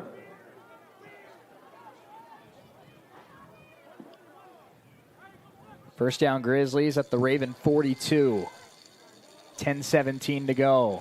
Another high snap. McNew able to pull it down. Throw up the seam. That's caught. And a broken tackle and a touchdown. Nolan Chambers. His 2nd touchdown of the year. It's the 2nd touchdown of the night for Tate McNew. And that was a beauty up the seam. That's just one of those where two players collide with the guy that two defenders collide with the receiver, and the defenders go down, but the wide receiver didn't. And again, that's another example of why I really have liked what I've seen from McNew. That was a beautiful throw. 31-13 and down 24, Matt. They're going to go for 2 here to try to make this a 2-score game. So I think we've seen our last of the Butler kicker tonight, because you're going to go for 2 the rest of the way. Make this a 16-point game if you convert. Yeah, I think down 24, it's 3-8. 3-8 is a quicker path than 3 touchdowns and a field goal. Rolling right, McNew now looking back to the left. That's a throw that's picked off. It's Damari Williams. Of course it is. Listen, there's been some crazy things that I've seen with Red Raven football. There's been some players that I thought were locks to leave that have come back. Jaleel Boast, a good example of that. Cam Cyprian, a good example of that. I think Damari Williams is a one and done here at Coffeyville Community College. Oh, absolutely. And rightfully so. I mean, he's going to go play, make significant impacts at the Division I level next year. He might jump straight to Power 4. I think no. I mean, he's already gotten the West Virginia offer. So yeah, it's looking future's bright. And he's just one of many. You know, you look at Jaden Shepard, Bishop Fitzgerald, Jabari Tiller, LJ Hall. Yeah, just one of just many that we've seen the last several seasons.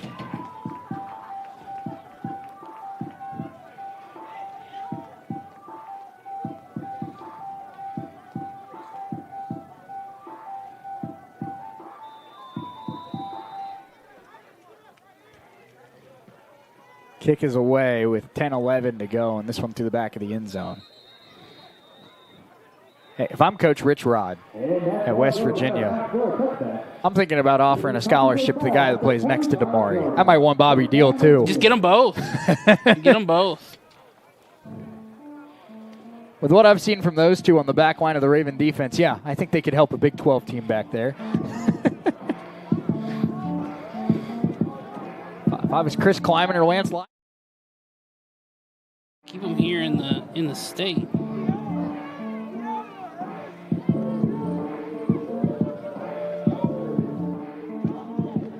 Raven football at their own 25-yard line, leading 31-13, and that missed 2-point conversion is huge because now you're still up 3 scores here if you're Coffeyville.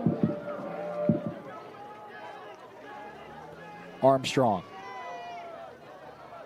That's Louie. Gain of about 1.5 yards. You're just going to see, I think, handoffs and clock chewing as much as you can. Maybe an RPO here and there. Number 5, Jordan Louie, goes for a gain of 1 yard on the play.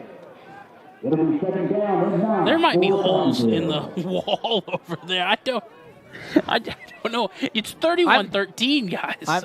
I'm scared for this team if they don't win the national championship. Expectations are high over there. Armstrong back to throw on 2nd and 9, stepping up, bullet, and through the hands of Johnson, but a flag on the play.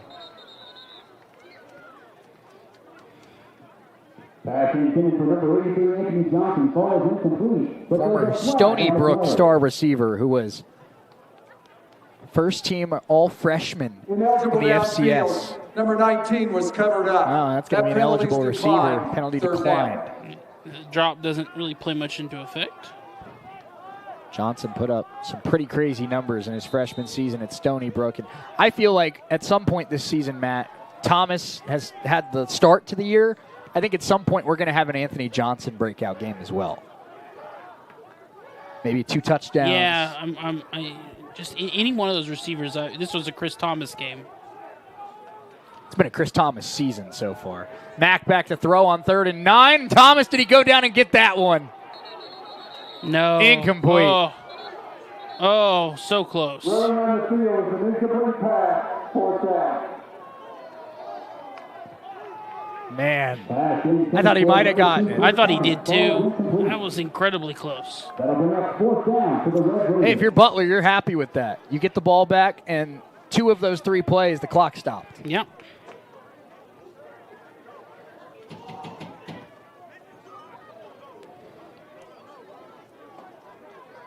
Gonna have to be careful about damages they owe. Big blitz from Butler. Burris got it away. Rolls out of bounds at the 45. There's no foul for running into the kicker. The defender was blocked into. First down, Butler. They ruled that the defender was blocked into, so no penalty. You're always worried, Matt, when the punter gets hit while they're in the air about injury. Yeah. So good to see Christian pop up and run off the field. Looks like he's okay. If we've learned anything about Red Raven football in the last couple of years, it's how important the punter is. Very important. Very important. So it looks like he has it initially, but he just couldn't hang on to it through the roll.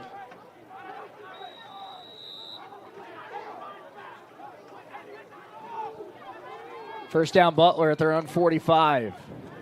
McNew back to throw, stepping up, extending the play, and now he's going to take off, and he'll break a tackle, get about 8 yards. Good run by McNew. This game isn't over. Absolutely not. The failed 2-point conversion's big for Coffeyville, but I mean it's in the 101 times these two teams have played, we've seen some weird stuff. There's still 9 minutes of weird stuff that can go down here tonight.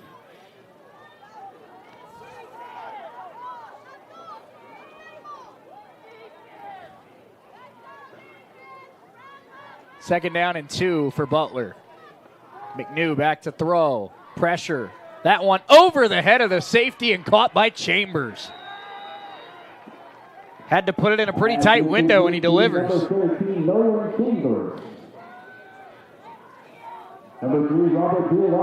2 plays and Butler down to the Raven 26 with 8:08 to go. The question is, if you score here, do you go for 2 again?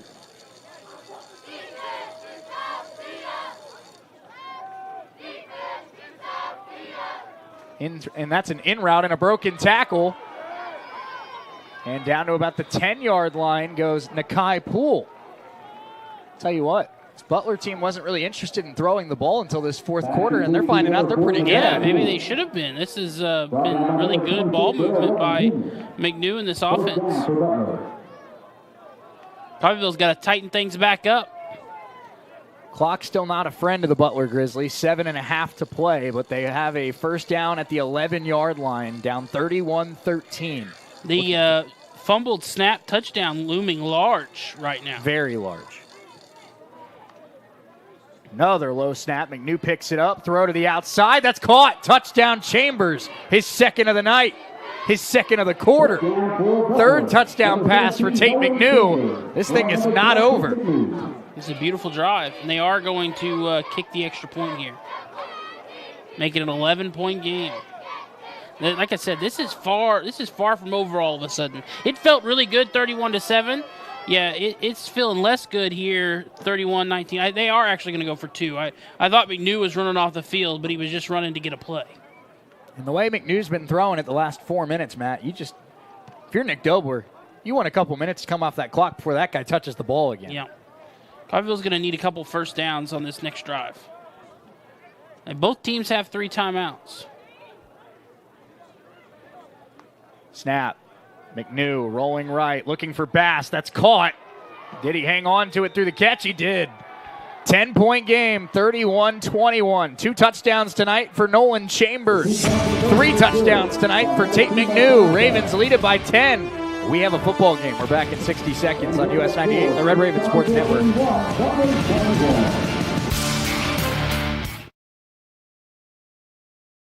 Beware. With Solutions North Bank, our online mortgage tool is easy to use. You can be pre-approved in minutes, and our lenders are always ready to answer any questions you may have. Visit skbs.com on your computer or mobile device and get started today. Solutions North Bank, member FDIC, equal housing lender. Peace of mind. That's what you get when you or a family member can stay in your home when health issues arise. Windsor Place at-home care makes staying at home possible. Whether it's a disability, aging, or illness, Windsor Place at-home care has the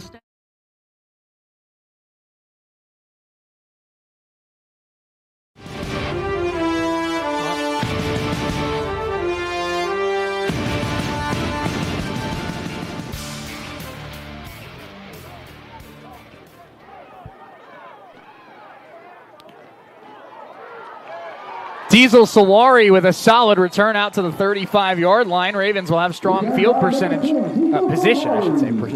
It's nice return percentage there. But Shane Neal, Matt Jordan with you, and I'll tell you what, he hasn't gotten many opportunities to return tonight.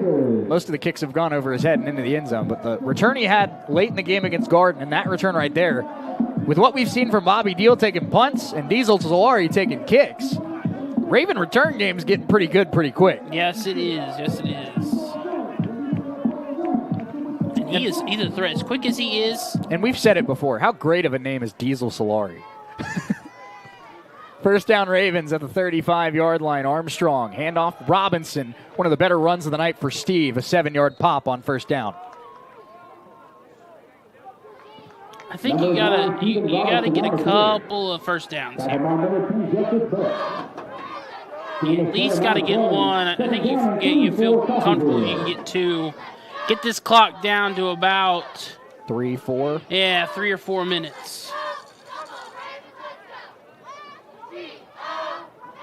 Mac Armstrong on second down, hands off Robinson again. He slips one tackle. Steve looks like he's going to have the first down.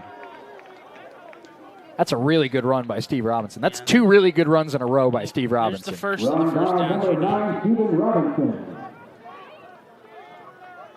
He makes it down to the 45-yard line. We've been talking about Jordan Louie for a good portion of tonight. Steve's been bottled up for a good portion of this game, but credit where it's due. Those last 2 runs by Steve were big. Well, and it shows this is Dobler clearly trusts Steven Robinson because these are big runs right here, and it's the guy he's choosing to have in here. First down, Armstrong. Takes the shotgun snap. Another handoff, Steve Robinson. Bounces off one block. And he's into Butler territory with an 8-yard pop. Steve Robinson starting to heat up a little bit here on this drive. And we have an injured Butler Grizzly on the play. No Nick Dobler flop just yet. I think I know what this injury is, unfortunately.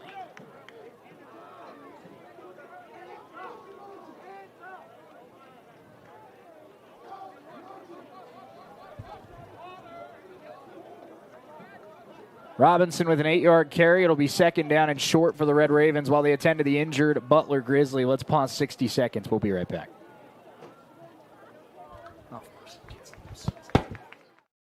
To increase your ability to advance at work, learning to earn a 2-year, or just want to expand your horizons, Coffeyville Community College can help. And CCC is flexible, offering a traditional college setting, fast 8-week classes, or even online classes. Call CCC at 620-251-7700 or visit them online at coffeyville.edu. We are Coffeyville Community College. Make your home more comforting with help from Derailed Commodity. Update your flooring with the area's largest selection of in-stock carpet, luxury vinyl plank, tile, area rugs, and more in many styles, brands, and colors. New furniture always brightens a home. We have a great selection of furniture, including sofa sets, recliners, and mattresses. Economy to premium, in stock and ready to brighten your home.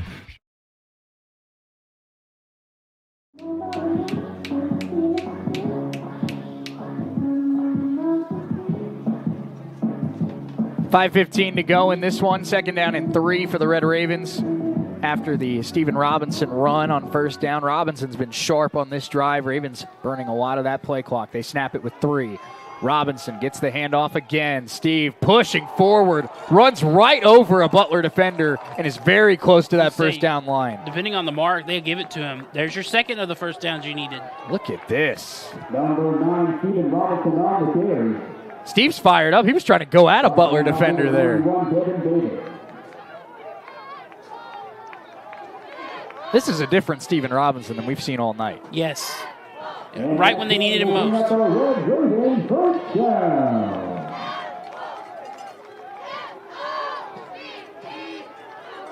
First down Ravens at the Butler 44. 4:20 to go. Ravens up 10. Jaleel Boast set in motion. Zalewski follows. Armstrong takes the snap. Robinson feeling it. Gets another handoff. Gets another 4 yards. Everyone in this stadium knows what's going to happen, and every time it's a 4-yard gain. at least. Stephen Robinson on the carry. Brought down by number 10, Justice Betts. Another tackle for Justice Betts. This guy might end up leading the league in tackles. It's going to come down to him, Eric Butler, or Tegan Haynes at Hutchinson. Butler and having really good tackling linebackers is not surprising. Yeah, you had a feeling they had a guy behind Landon Boss that probably knew what he was doing. Going to be tough to replace Landon Boss, though. 2nd down and 6. Jordan Louie gets in on the action, and that one stood up. Loss of a yard. It'll be 3rd and 7 for the Ravens. And are we going to have the first time out from Kyle Woodall? Yes, we are. 3:20 to go. Butler takes their first time out. Ravens 31-21. Big 3rd down coming up for Coffeyville. We're back in 30 seconds here on US 98 and the Red Ravens Sports Network.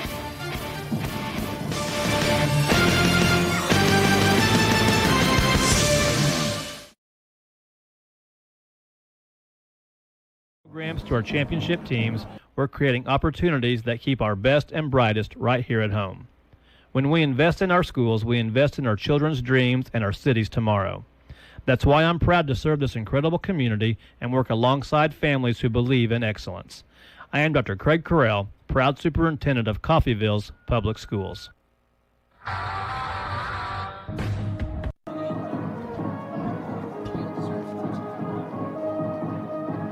3rd and 8 for the Red Ravens from the Butler 40-yard line. 3:20 to go. Kyle Woodall just called his first timeout. Butler has 2 more remaining. This is a must-stop play right here for Butler. They get a free timeout with a 2-minute timeout.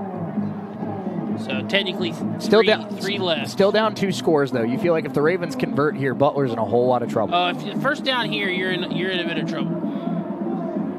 You get a stop here, you still have life. Also, 5 yards, and you probably go for it on 4th down. Yeah, I agree. Even if you get half of this. Ravens go bunch. On 3rd and 8, Mac Armstrong takes the snap. And it's a quick screen. That's caught. Broken tackle. Still fighting forward. Got about half of it. Now you think about going for it. Just kind of depends on what you want to take the shot at doing here. That was Boast on the catch. Is that another timeout by Kyle Woodall? It is. That'll make Coffeyville think about if they're going to punt this or not. The thing about I see both sides of it. You go for it and you get it, and it's pretty much the knockout punch. With your punter, you're almost guaranteed inside the 5. But I was going to say, with the way that McNew is playing, do you basically take a guaranteed they're inside the 10? So I see both sides of it. Coach Dobler, he's had his moments of being pretty aggressive. I would say going for it, faking a punt on 4th and 15 in your own territory in the 2nd quarter against Garden is being pretty aggressive. But I see both sides of the coin here. I'm sure Coach McClung probably wants to go for it, but we'll see what Coach Dobler decides. Little KCAC matchup. Southwestern beats Bethany 80-14. Wow.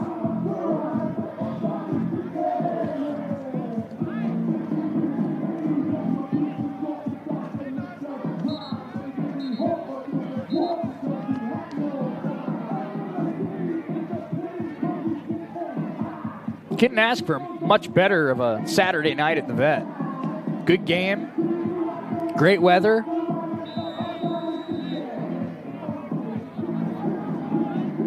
Butler Coffeyville never disappoints. No, it does not. And they're going to go for it, or at least try to get them to jump off sides. That could be what they're doing as well. 4th and 4. Ravens at the 38 need to get to the 34. Butler showing a lot of pressure. They may just be trying to. Oh, no, they're going for it. Mac Armstrong outside to Boast. It's caught. Jaleel Boast has the first down. Spins free down to the 20. First down, Ravens.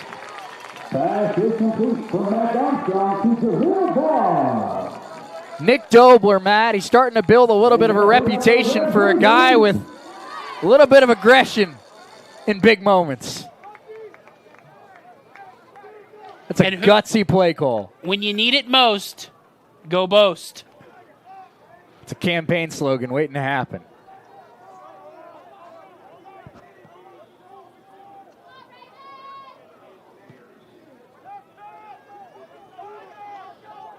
One more play here before the 2-minute timeout. And they'll hand it off to Jordan Louie for about 2-3 yards. Look at him push forward, maybe 4. Now you can just ice the game. 2-minute timeout. 2 minutes to go. Ravens up 10. Butler down to 1 timeout. Looking like a Raven victory here tonight. We're back to put a bow on it in 60 seconds on US 98 and the Red Ravens Sports Network.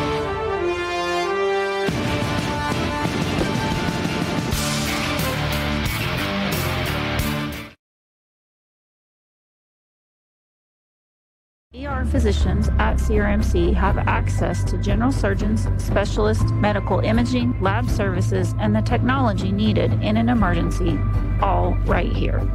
If you are faced with a life-threatening emergency, insist on the best and say, "Take me to CRMC." When you or your loved ones need help, you can rely on Medical Lodges. For more than 50 years, Medical Lodges has been serving the area with multiple skilled nursing facilities, assisted living facilities, and home health locations in Kansas. They even have facilities in Missouri and Oklahoma. Services include rehabilitation, adult daycare, and home health assistance. You and your loved ones can lead enhanced lives with the caring and loving hands of the compassionate staff at Medical Lodges.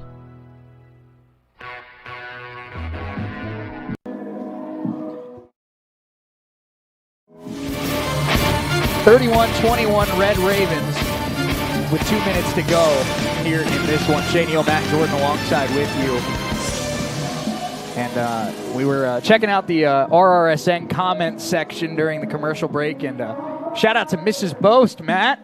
Jaleel's mom hanging out on the stream on RRSN. And tell you what, we've heard it from coaches. We've heard it from teammates. We've heard it from us here in the booth.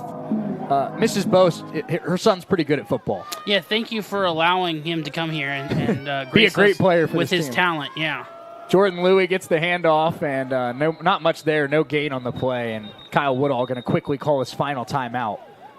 Number 5, Jordan Louie on the carry. I'll tell you what, with what we've seen so far in 3 games, Jaleel's got a pretty good running mate, Chris Thomas, too.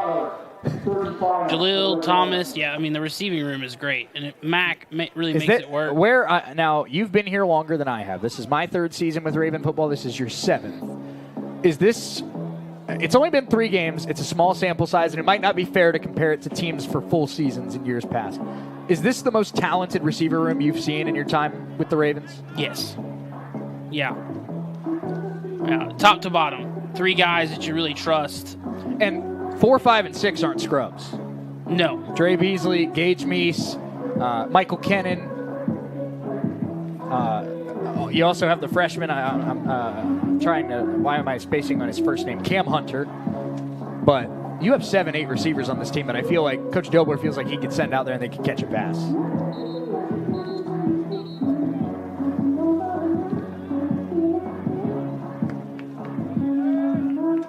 This is my 8th season, thank you. 8th season, I sorry. want to be short of the season. No, I don't blame you. I skipped the COVID year. So you had 2 Flores, 4 Liker, 2 Dobler? It was kind of weird because Flores only coached for a few games my first year here before Liker took over. Saw Coach Liker a couple weeks ago. Still a huge Raven fan, obviously. Oh, yes. Well, we saw him after the Butler win last year. Yeah, that's right.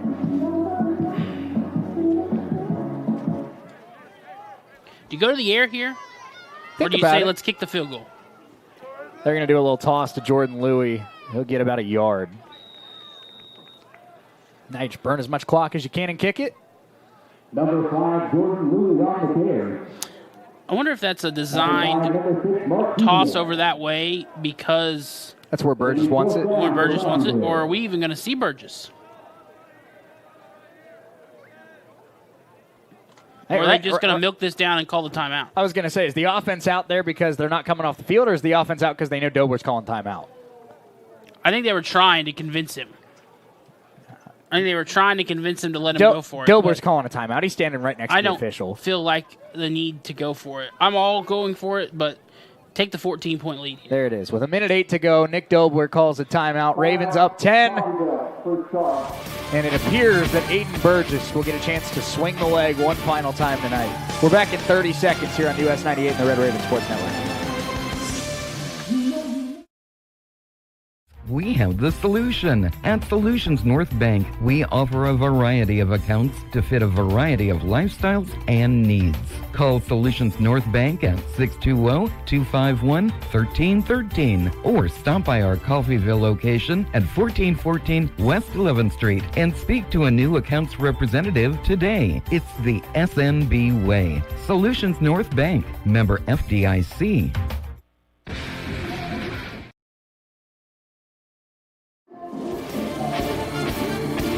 Fourth down and 6 here for the Red Ravens with 1:07 to go. They lead at 31-21. Nick Dobler just took time out.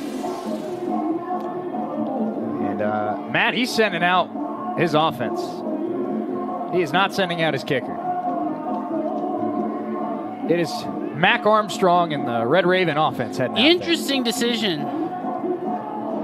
Guess maybe your thought is...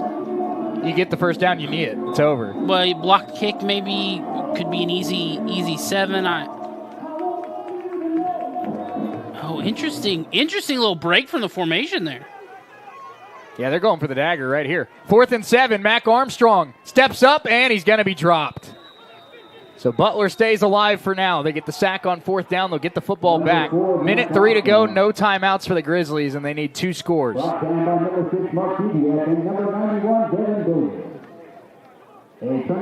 All the good throws and plays with his legs and winning football that Mac Armstrong has played. Maybe the most impressive thing about him, Matt, he's really tough. He took a gnarly hit there on 4th down. Just pops right back up. He's tough. Yeah, he is. That's one of the things I like most about him. All right, 1:03 here for McNew to try to make some Butler magic.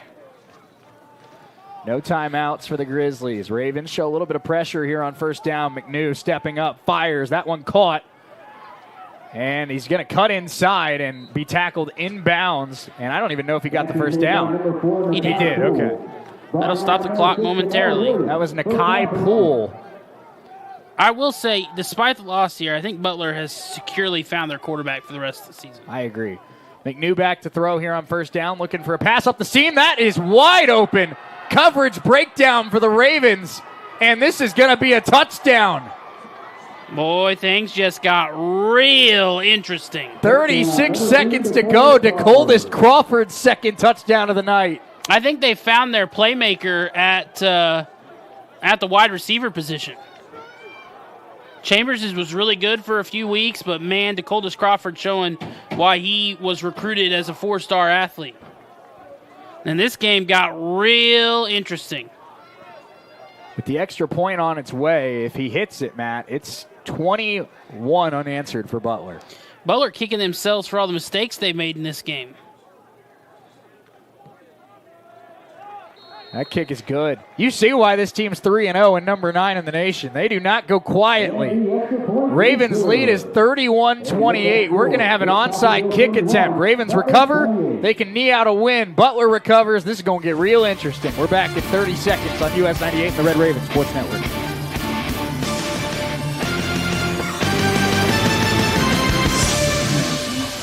What? Send out Jaleel and have surroundings of their own home. Specializing in working with Medicaid patients, Windsor Place At-Home Care has supportive home care and all the resources to help make staying at home a reality. Find out more about what Windsor Place At-Home Care can do for you. Visit windsorplace.net.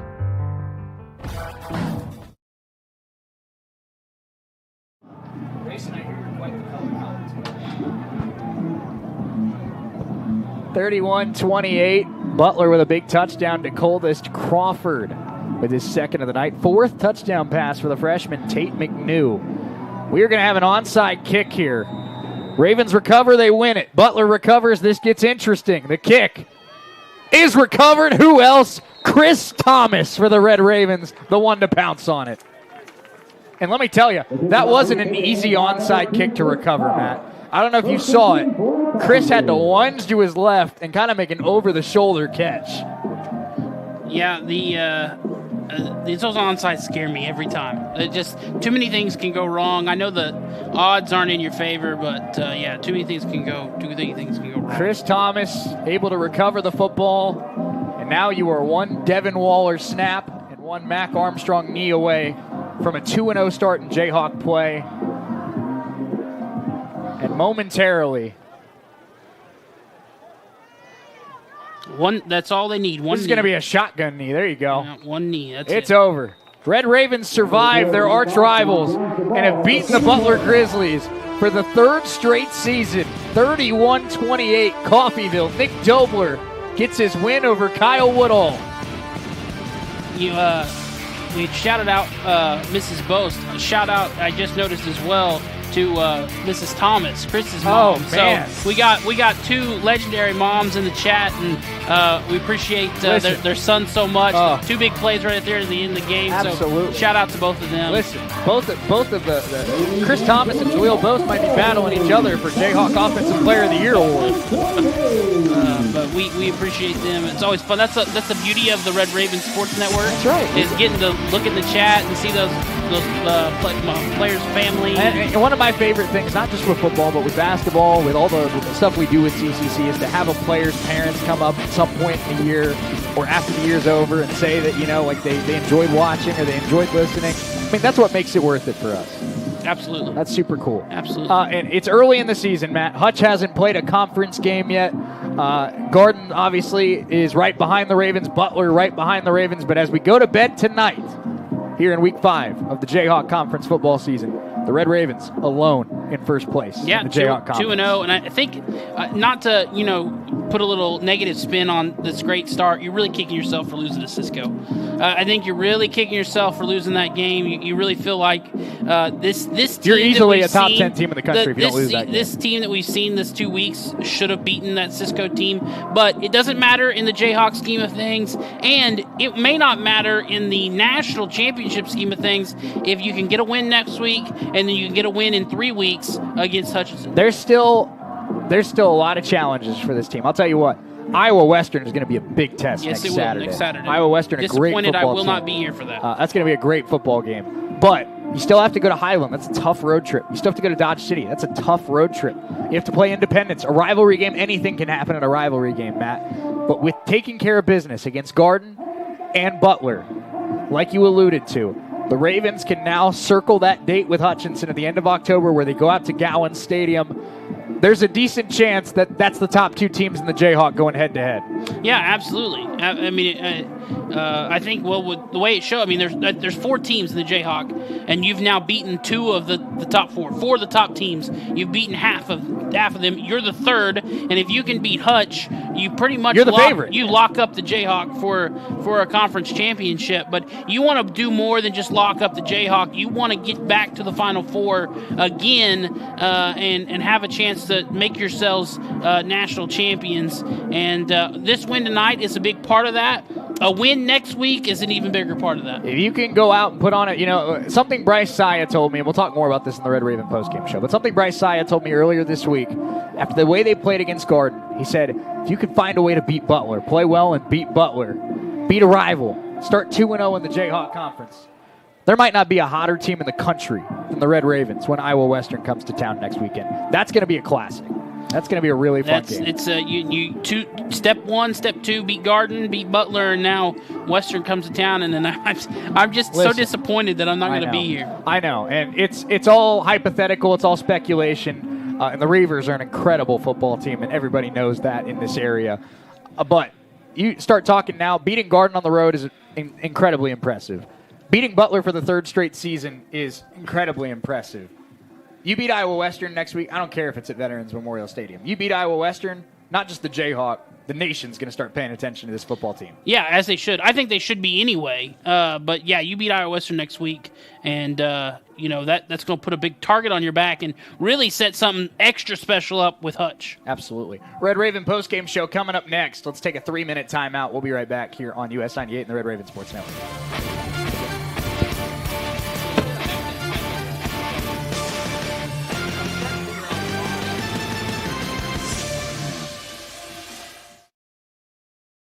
That's what Coffeyville Community College does. Whether you want to increase your ability to advance at work, learning to earn a 2-year, or just want to expand your horizons, Coffeyville Community College can help. And CCC is flexible, offering a traditional college setting, fast 8-week classes, or even online classes. Call CCC at 620-251-7700 or visit them online at coffeyville.edu. We are Coffeyville Community College.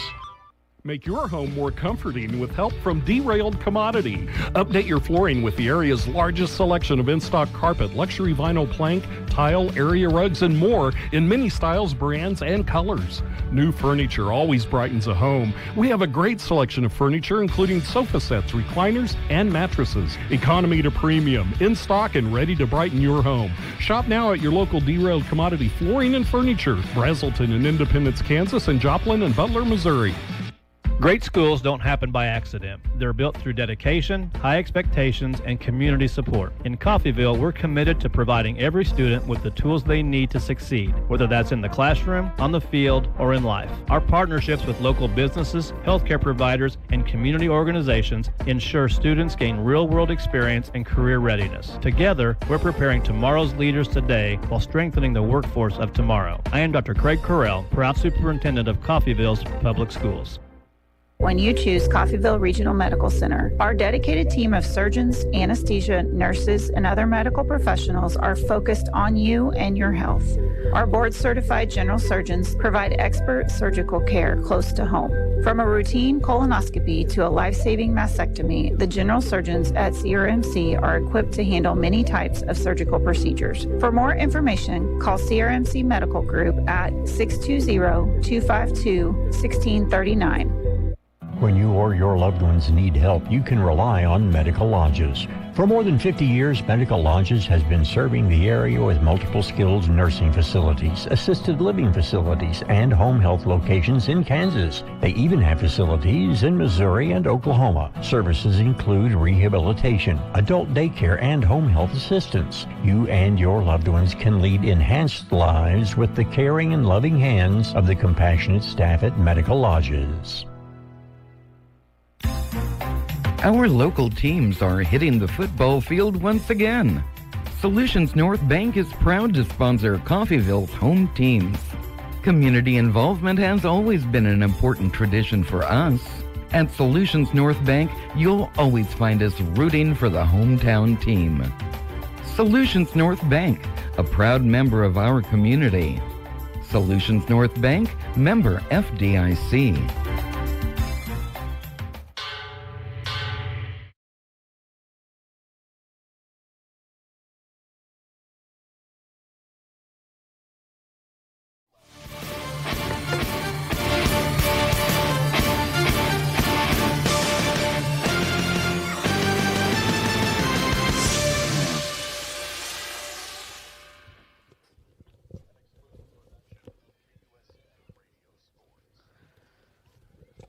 The beautiful skyline of downtown metropolitan Coffeyville off in the distance. Well, if you've never seen... Man, I'll tell you what, it looks like New York City from here. If you've never seen the refinery at night from the 5th floor, I highly suggest it here. That looks like the Empire State Building, does it not? It's beautiful. That's beautiful. You could tell me that's Chicago, and I believe it.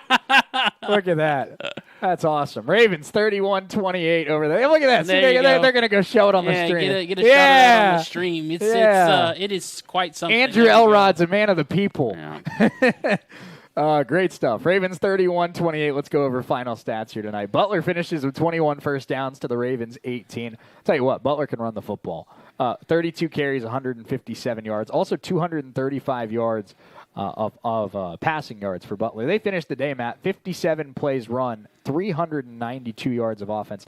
A very impressive day for the Butler offense. This Butler team's going to be fine. They're good. They're gonna look at this game like we look at the Cisco game, and they're going to kick themselves for just too many mistakes.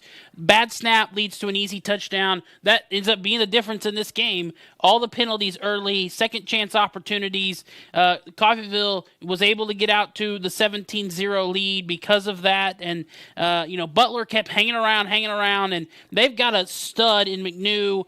They have their triple threat. McNew at quarterback, DeColdis Crawford as your wide receiver, and Bass as the running back. But can they do enough with those three, Chambers as well, with the mistakes they're making? Cut down on that, and this team is very, very talented. Yeah, no doubt. I mean, I think what we saw, and credit to the Red Ravens and the way they've played, because I think the Ravens, more so in the last 2 weeks, Matt, it hasn't been Garden and Butler playing down.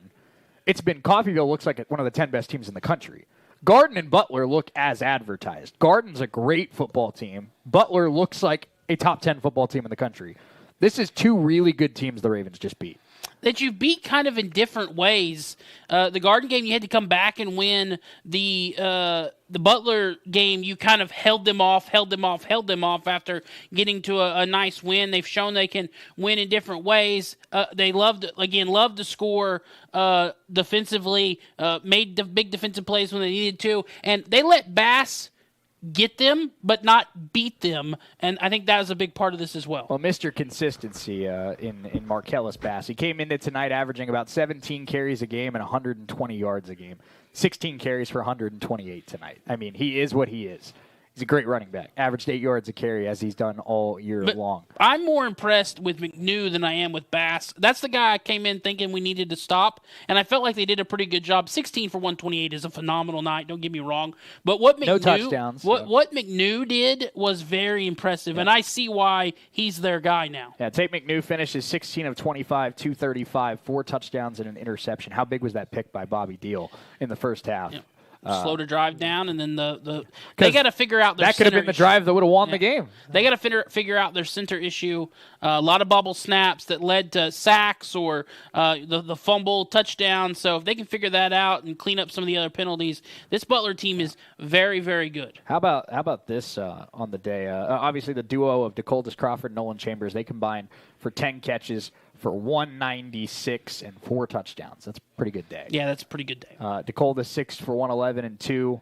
Chambers 4 for 85 and 2. Really, what the difference is, Matt, and I don't mean to, harp on an individual player and try to slander an individual player. Butler punted 5 times tonight, averaged 25 yards a punt. Yeah, the punt. That was a problem. The having to punt again and it only going about 8-10 yards. That wasn't good. There was another couple of bad punts. Big returns hurt as well. It wasn't just the punter; it was also the punt coverage team.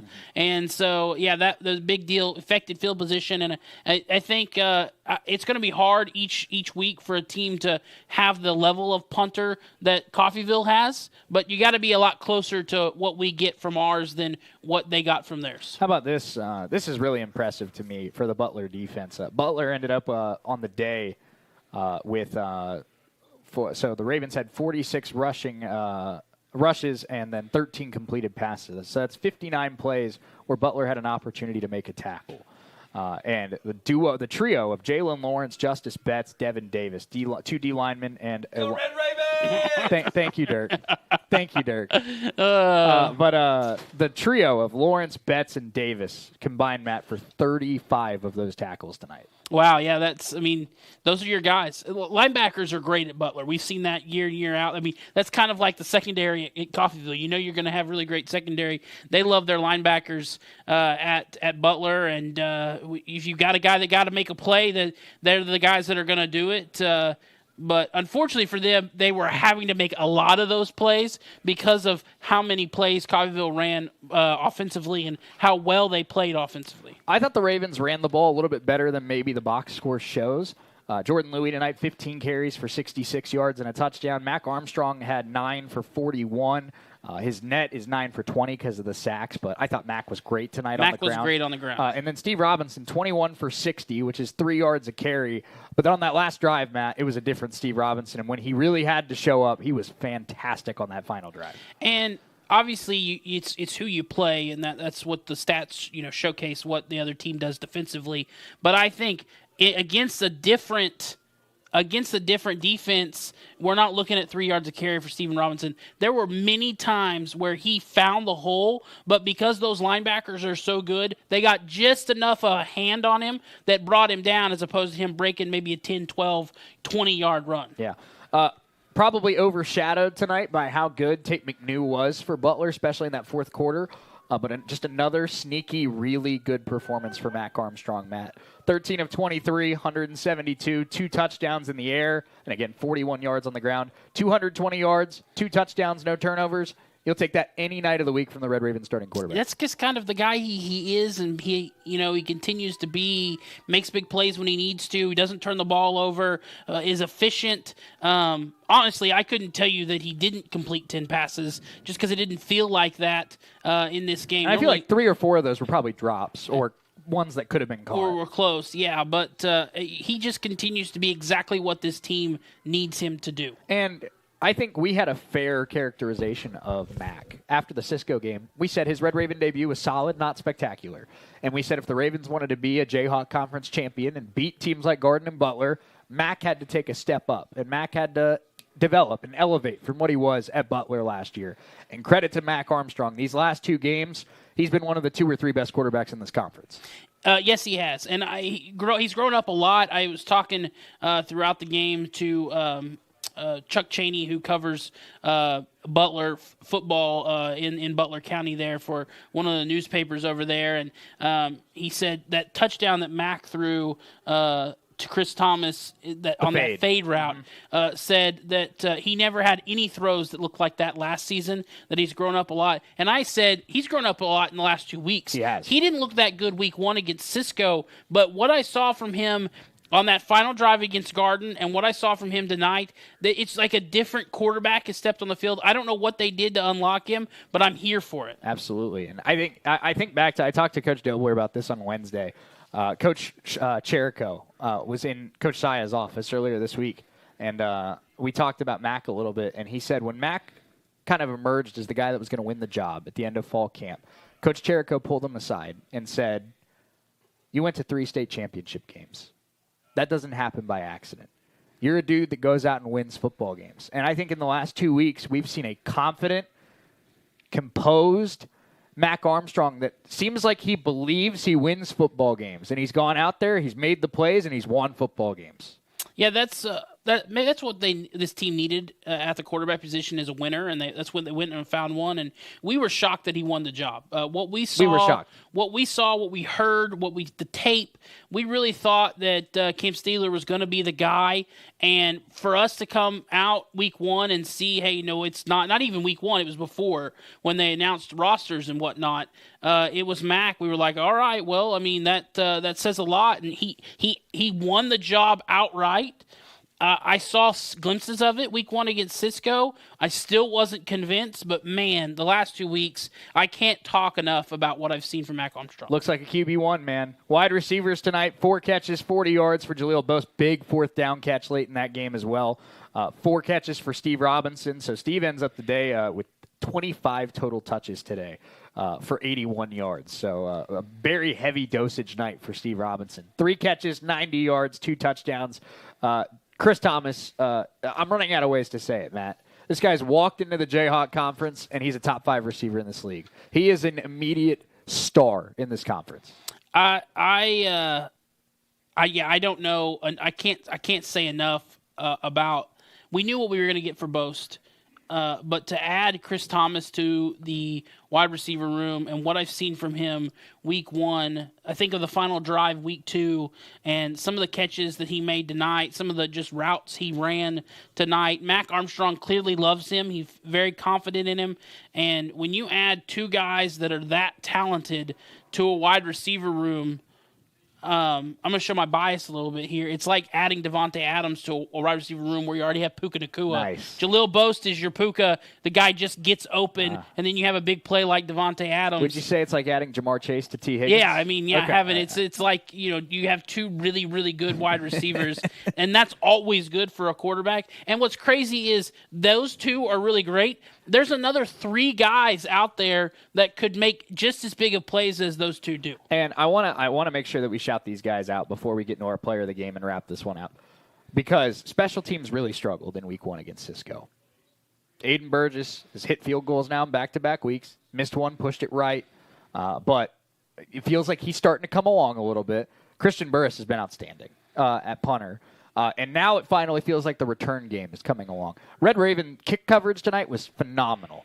And then Bobby Deal, I think that's your guy on punt returns. I've loved what I've seen from Bobby Deal in his 3 chances he's got in the last 2 weeks.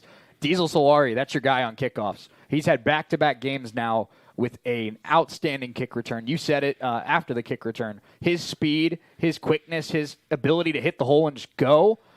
Diesel Solari is capable of scoring a touchdown every time he touches the ball. Yeah, he's a very exciting player. I like what I've seen from Bobby Deal, both returning kicks and just fielding kicks. There's confidence there, and you got to have confidence in fielding punts, and that's been a very key part to it. But you got to win in all 3 facets of the game. Special teams looks very good. You just got to clean up the field goal kicking game just a bit, and you're going to be. This team will go from really, really, really good to great. Raven defense, again, it's the duo of Damari Williams, Robert Deal. They combined for 14 tackles and an interception tonight. Raven safeties among the best in the nation here in 2025. Cam Cyprian had a great night tonight, 7 tackles and a half sack for Cyprian. Debrian Moss, don't look now, had a great game against Garden. 6 tackles tonight as well. Another guy that's working his way into that linebacker room. We saw A.J. Bracey early in the season. Eric Butler's obviously been great. Now you throw in Debrian Moss. You throw in Deontay Standifer. You throw in Caleb Stewart. This Raven defense, you said it earlier, I think this could go down. We still have a lot of season to go. I think this could go down as one of the best defenses Nick Dobler's ever had. It's just because of the depth. It's definitely the deepest. There's so many guys that you feel like can just go out there and make a play. Yeah, I agree. I will say that there's been a couple of things. They gave up some touchdowns tonight. Maybe that's because they set back a little bit. I didn't like there's been a few blown coverages. There has been. And I agree. And so clean that up, but it is very talented, it is very deep, and they make plays when they need to. Absolutely. Ravens will take on Iowa Western next Saturday. We'll have the Red Raven pregame show beginning at 12:30, 1 o'clock kickoff here at Veterans Memorial Stadium. Matt, you're going to be in Kansas City for the NATO game against Christ Prep Academy. So Chris Freund will be flying in the co-pilot seat. He helps me out with Red Raven basketball all the time, and now he's going to get to make his Red Raven football debut. Yeah, very jealous. I will not be watching that game. You'll still probably find a way to watch it. I probably will watch it, but I will not be calling it. I might be calling it for NATO fans while I'm also calling my own game. But yeah, Phil Kinley travels this Saturday to take on Christ Prep Academy up in Olathe, so cannot make that. Both those games, your game's at 1, my game's at 3:30, so cannot make both of those. But we'll see how things go for Coffeyville next week. Definitely, I'm going to be tuned into it because it'll probably be coming to an end by the time my game is really getting going. So I'm definitely going to be tuned in to see how they play against Iowa Western. Iowa Western is 3-1 so far this season. Lost to Hutch. That's it. Beat Georgia Military, lost to Hutch. They've bounced back with wins. Beat Iowa Central today, a top 10 team in the country, Iowa Central, 48-17. Yeah, so that's how good they are. This Red Raven team should be very proud and very happy with how they've played the last 2 games. Iowa Western's your toughest test yet. Yeah. You go out there and you hang with Iowa Western and you find a way to beat them. Now we can start talking about some special things here in Coffeyville. Love that game's at home for Coffeyville. Absolutely. That's going to be a big thing. Matt, before we say goodbye, our player of the game here for this one, there's a lot of options we can go with. Mac Armstrong, I thought, played very well again. Jordan Louis had his first touchdown as a Raven. Bobby Deal had a really nice night. Chris Thomas had 2 touchdowns. Christian Burris had a great night. Where are you leaning for player of the game tonight? I'm actually going to do something that I don't normally do, and I am going to push for players of the game. Oh, we're going with the 2 first? I just cannot choose between Chris Thomas and Bobby Deal. Chris on offense, Bobby with the pick, some great tackles and the return game. I would go Chris if it wasn't, but Bobby did it in two different facets, so I got to give it to both of them. There you go. We have special teams defense and an offense, and go give it to them both. Two of the newest stars in the Jayhawk Conference. Chris Thomas, 3 catches, 90 yards, 2 touchdowns. Bobby Deal, 8 tackles, an interception, and a great punt return tonight as well. Thank you to Matt Jordan for always riding along with me, and we'll look forward to having you back for Highland on October 11th. And here's hoping that when we go to Highland, the Ravens are 4-1. Absolutely. And shout out to all the parents and family and friends of all the players that tune in each week to our streams and add a flair to the game that they don't think they realize, because we do check the comments. We do. And they help us with things, and love to give them shout outs, and love that they tune in, and appreciate them allowing their kids and their family and to come here in Coffeyville and let us call their games each week. Well, and it's no secret that a lot of these guys come from Florida, Louisiana, Texas, California. I saw Maryland. Steve Robinson's from Baltimore. I mean, Devin Waller's from Detroit. These guys come from all over the place and uproot their lives, move to the middle of nowhere, a place they've never been before, to chase their football dream. And I know that's hard on them. That's hard on their family. That's hard on their hometown and their loved ones.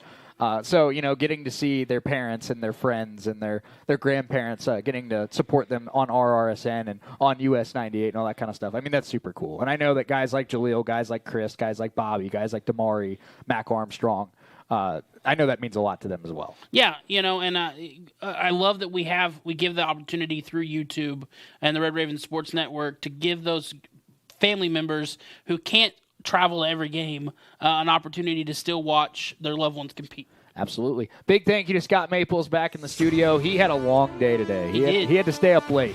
Appreciate him. Appreciate Anthony Elrod. Anthony Elrod. My goodness, I'm all over the place. This is what happens when I stay up late. You had a long day today. Remote. I you did. Worked early. Saturday shift at the station. I did. You went to a remote. You called a volleyball game, and now you're wrapping it up with wins all across the board. That's right. Remote was great. Volleyball team won. Football team won. W day. Big thank you to Andrew. Big thank you to his whole team. Big thank you to Blaine. Big thank you to Dirk. Big thank you to Scott. Big thank you to Matt. I'm Shane Neal saying good night from Veterans Memorial Stadium. Ravens 31, Butler 28. Red Raven Coaches Show coming up on Wednesday, live from Wendy, 6 to 7. We'll have Coach Gilbert and the 3 players of the week. And then coming up on Saturday, the Ravens take on the Iowa Western Reavers. 12:30 pregame, 1 o'clock kickoff right here at Veterans Memorial Stadium. Enjoy the rest of your night. We'll talk to you next time. Let's get back to the music here on US 98.